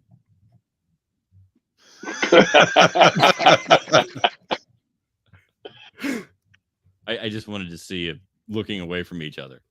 And still having the it fucked with me like immediately. It's just kind of like, what happened? So, all right. What else were we? What are we doing? Yeah, what we got going. We talked about the lady in Thailand with the dead uncle. Yeah, we did Uncle reference Uncle Bernie 2.0. Right, we did reference the bitches from last week that took the dead guy to the bank. Yep. Right. Which seems to be a thing. It's a recurring. Right. It's the year 2024 is the year of abuse on a corpse for financial gain. And yeah, I think we've blown through everything. Yeah, we beat the hell out of this one. Yeah, we did. Dude, we fucking kick through 9 stories a week. Yeah, typically. It's 3 each. You know, we have three stories for each block, and then we try to fill in. You know, and then the Big Daddy sends in his videos. And we've come to the conclusion that you can't be friends after you fuck. Okay. Or you're not the same. You're not the same friends. The friendship. If you remain friends, your friends that have exchanged bodily fluids. Yeah, if you remain friends, that friendship has changed. Whether it's tainted or whether it's polished, it's changed. Put it that way. So it's been tainted by the taint or polished like a knob. That's right. That's exactly. Did you ever wonder why? Like, I know, like English, sometimes words don't come from the same like lineage. But do you think taint and tainted came from? Is taint slang? Yes. Yes. How old is? Yeah, because it taints your ass and it taints your balls. Exactly. Right, but how long has taint been around? How long is the word? What is the origin of the word taint? The origin of the word taint. No, I bet Urban Dictionary probably has a clue. Matt's reaching for a clue right now. Struggling to find one. I just get these bouts of indigestion, where I just I thought you were reaching past your sack for your taint. No, I try not to. I try not to touch that. From the French, atiente, or I don't know how to say. I don't know how to say it in French. Oh, in French, attente. A blow or stroke. Compare with. No, that's not the word I'm looking for. No, wait a minute. compare with a taint, reportedly from the phrase "taint your balls and taint your ass." I'm like, wait a minute, who wrote this? Taint, yeah, definition and meaning. This is yourdictionary.com. Oh, so that's like an actual. That's not Urban Dictionary. It's, no, partly from obsolete taint to color dye, from Anglo-Norman taint, T-E-I-N-T, from past participle of tiendre, Latin tingere, and partly from Middle English taintin, to convict, short for attentin, from Old French attaint. Good Lord. Past participle of all right, to attain, touch upon, attain. Taking this as far as it's gonna yeah, go, Pete. You know. Sorry.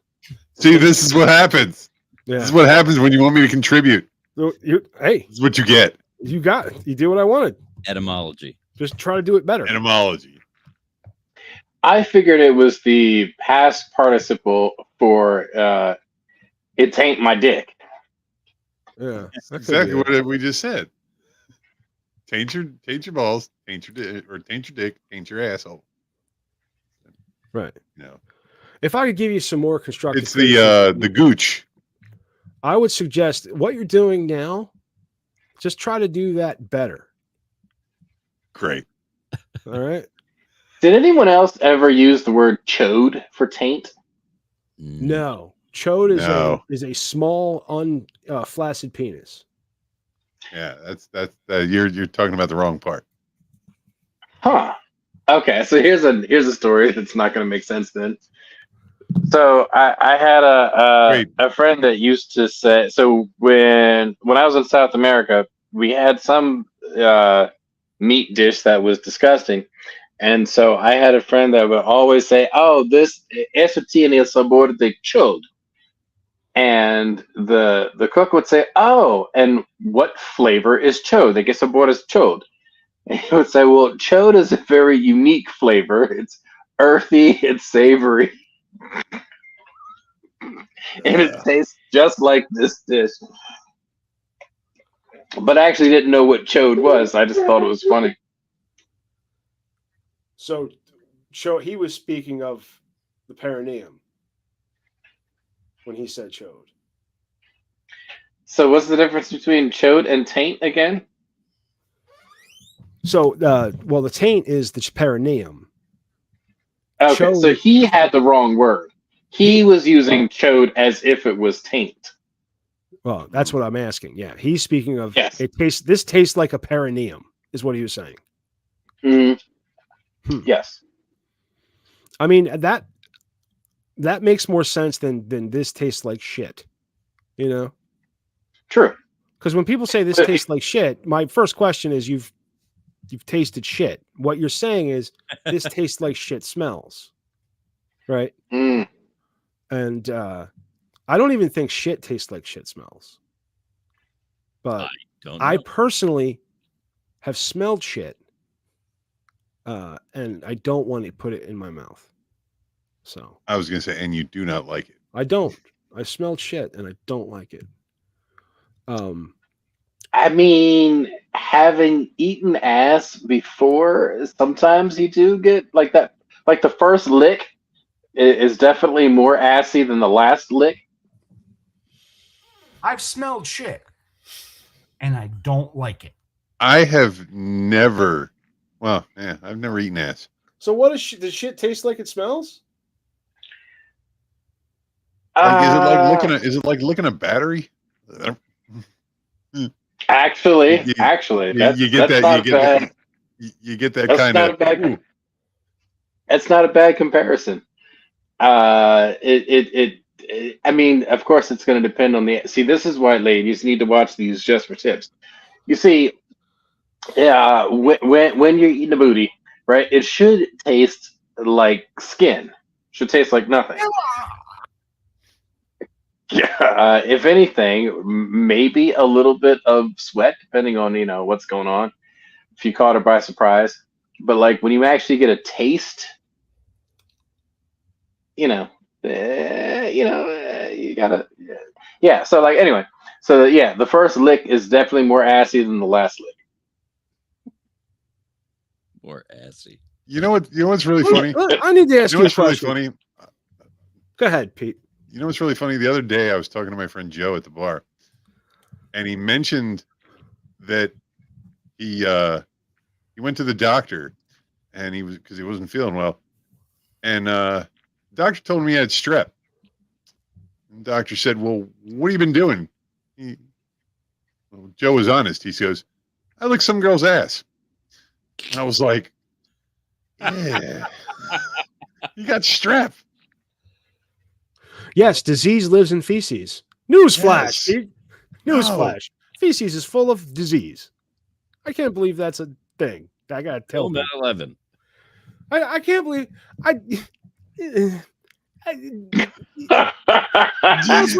the shit comes out. Anyway, let me ask you this question: since you've tasted shit from a woman's ass, direct from the source. Direct from the source. Well, you know, it leads me to ask the question. In the A block, we discussed an OnlyFans model who made $250,000 by having sex with 122 college students over spring break. So in 1 week, she had sex with 122 dudes for money. Would you eat her pussy? Ooh. Under specific conditions, yes. What are the like a gun to your head? Like, what's the specific condition? She fucking asked me. How soon after this week is this occurring? Well, I'm not going to give you a time frame, but I am going to tell you your 2 last showers. 2 showers. I don't know. Could be 3 weeks. 2 showers. You're 123. You're 123. No, I can't you're be. The grand I can't. finale. But you're going to be the grand finale. You get to go for free. Now, if ladies, if you have watched my Just the Tips, or no, gentlemen, if you have watched my Just the Tips, you will know that one of my recommendations for if you have sex, if you nut in her, and you go then to eat pussy, you need to stay north. Just stay around the clit and let all that shit can leak out, and you're okay. So, but in this case, no, because some dudes in there are tapping it on the top of the key. You know what I'm saying? So you can't avoid you can't. I mean, and there's going to be some double stuffs in there. There's going to be some spit roasting. Some you're going to taste the cock. Yeah, see, one way or another, you're tasting dick. Is the way I see it. No, then I can't. If I'm number 123, then I can't do it. And maybe if we're splitting that money, it also means that these dudes paid $2,000 per dude to hit that, which is a lot of money, especially like for number 120. I feel like you should charge on a sliding scale. Like you charge the first guy, maybe $100,000, $150,000. Then you charge the second guy $100,000. Okay. Then by 115, it's at like $6. Yeah. I feel like number 120 is like he's completely lubricated. He's totally lubed up by other man's jizz. Yeah, you should. I mean, significant discount. That should be at least 50% off. Maybe she's got a key like a ham cam where she can just twist it a couple of times and tighten things up. Ham cam. Yeah, go ahead. Knock my dick. You're laughing because you know exactly what I'm talking about. She's got one of those. What the fuck was that goofy bitch's name that was selling pussy candles? Gwyneth Paltrow. Gwyneth Paltrow. Yeah, he was selling a machine to steam your vagina. It's supposed to make it tighter and cleaner. Like maybe she was steaming that shit. That's the only way I'm paying full price is if it's steam cleaned. I you know what happens when it's gonna smell like pussy in the microwave, or fish in the microwave. Steamed clams. Come on, it was right there. It's gonna taste like Red Lobster.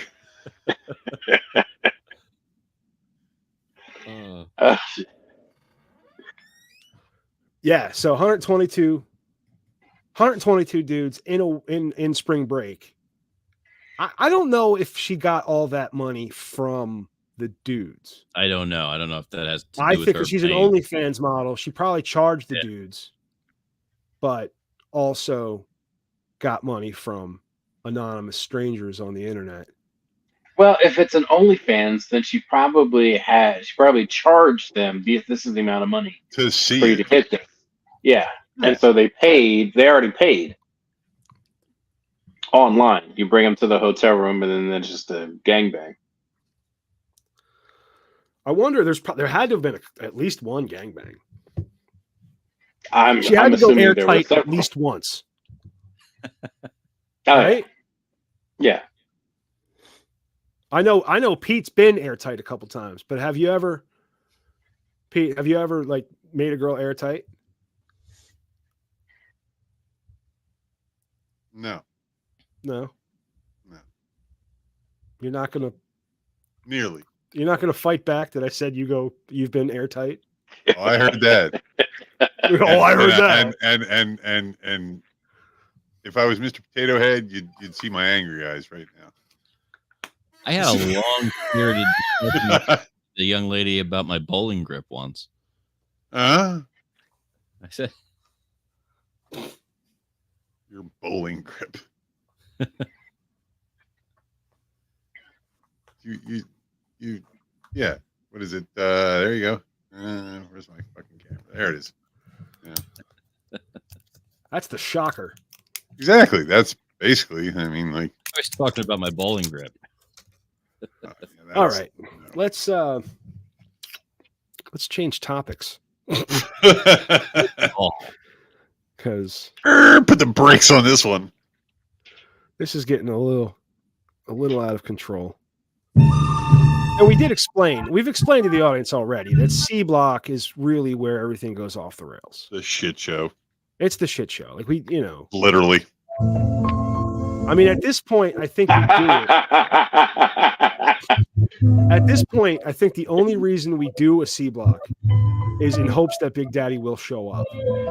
And we get to hang out with him for 10 minutes. Okay, that is a great video. And it's ridiculous that just those 3 notes. Wait, what? I don't understand what video we're talking about. That is the soundtrack to 2 Girls, 1 Cup. Okay. Why did I immediately? That sounds like the walking away music from the Incredible Hulk. Well, it's actually, and then that's it ends. also how I use it. Like you were talking about sad things. I actually have it labeled sad music. I really think that is the walking away music from the Incredible Hulk. But if that's the soundtrack to 2 Girls, 1 Cup, I am proud to say I have never seen 2 Girls, 1 Cup.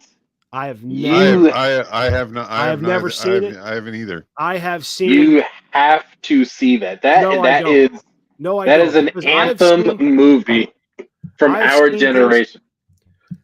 I have seen things that on the internet that I don't want to discuss. I finally saw The Godfather for my birthday this year. You need to see. No, I've seen Tub Girl. Did you ever see Tub Girl?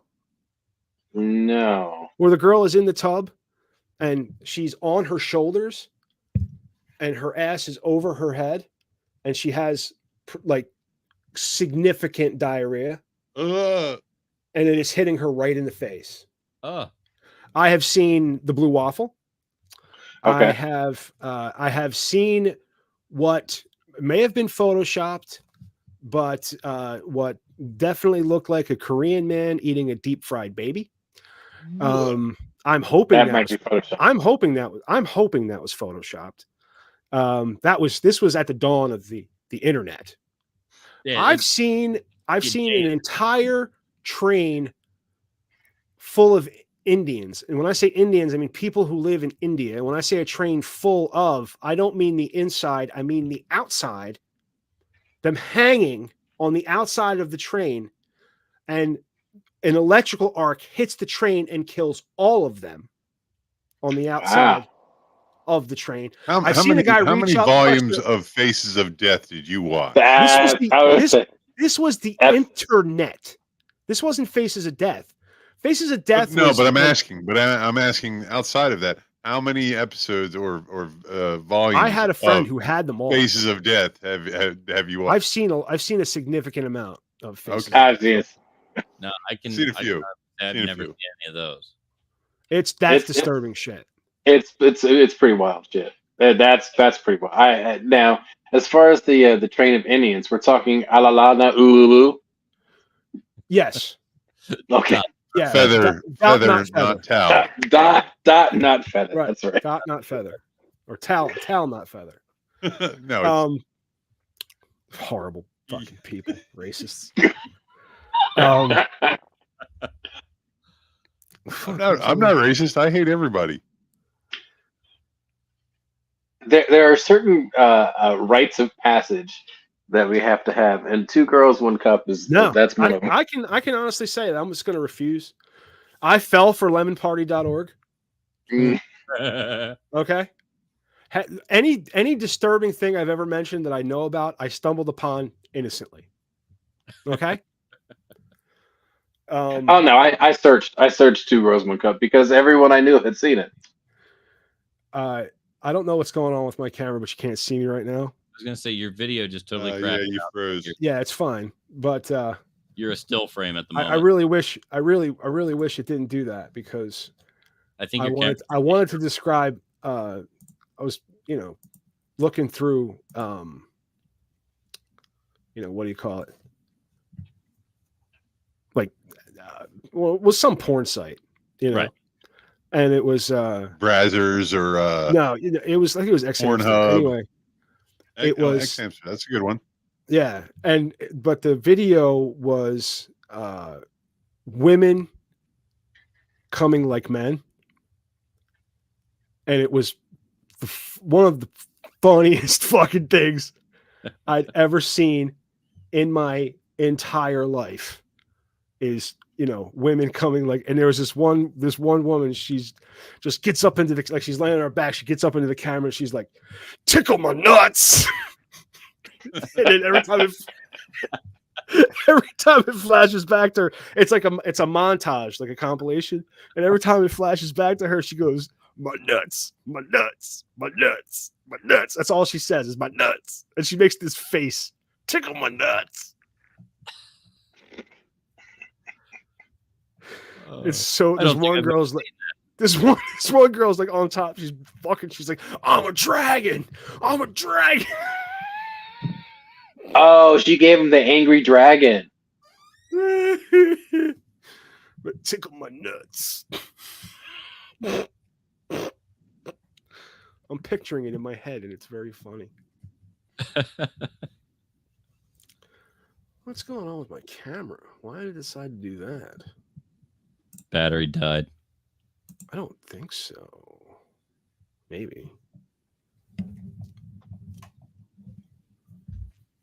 Because it's charging. Like, I have it plugged in. Well, it doesn't really matter, does it? Because we're deep into the night, and I think we've finished off the C block. I want to remind everybody out there that they can check out the Wilmington Prepare of the Boog on May 18th. Mike's got details for that. Yeah, I'll put a link up in the. There's also you can check out the Forgetful Squirrels, and you can check out Big Daddy shit for that. Just as an FYI, the high selling performance, the play I was in at Reedy Point, Media Virus Podcast was in that bio that was seen by the third largest audience in Reedy Point's history. So shouts out to a couple of hundred people that read that. Well, fantastic. Just saying, the Media Virus is getting out there. So, not last week, the week before on Saturday, because I think I asked you last week about whether or not you were at Fearless, and you hadn't been, but they had a class. Yes. And I picked up a couple of guys from there. I forgot that you guys it was your opening night. So it didn't click with me that you were in Bill's show. They came out. I was like, oh, you guys were at the. I see I'm a friend of mine, and they said, oh, which one? And I told him. The guy said, oh yeah, he wasn't there. I really wanted to meet him. He looked so interesting. He is. And the straight guy said that. Nice. Whoa, Big Daddy attracting the straight community finally. That's what, for once. That's what I'm talking about.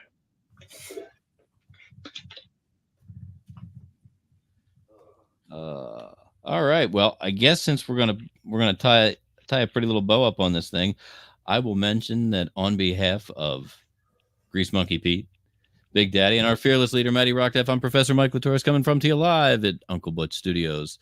This has been the Media Virus Podcast, episode 180. This is the C block. We do it last every week because we're just running out of gas, and this is where it ends up. We don't really have any bumpers with Big Daddy.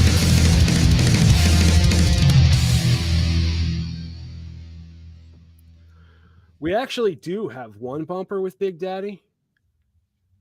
It's the one. Can you guys hear me? I've got a. I actually have a couple now. I know there's one. It's like I jerking them all off. I jerked them all off. Yeah. There's that one. I don't know what that one is from. We're not. It's probably from the dungeon. Okay. No, I'm pretty sure. Yeah, it's from this show because like all of our really funny clips are from the dungeon. Where is it? Oh, let me shut this off. Fuck.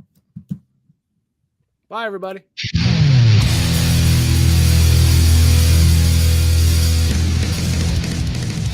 I'm jerking them all. I jerked off all of them.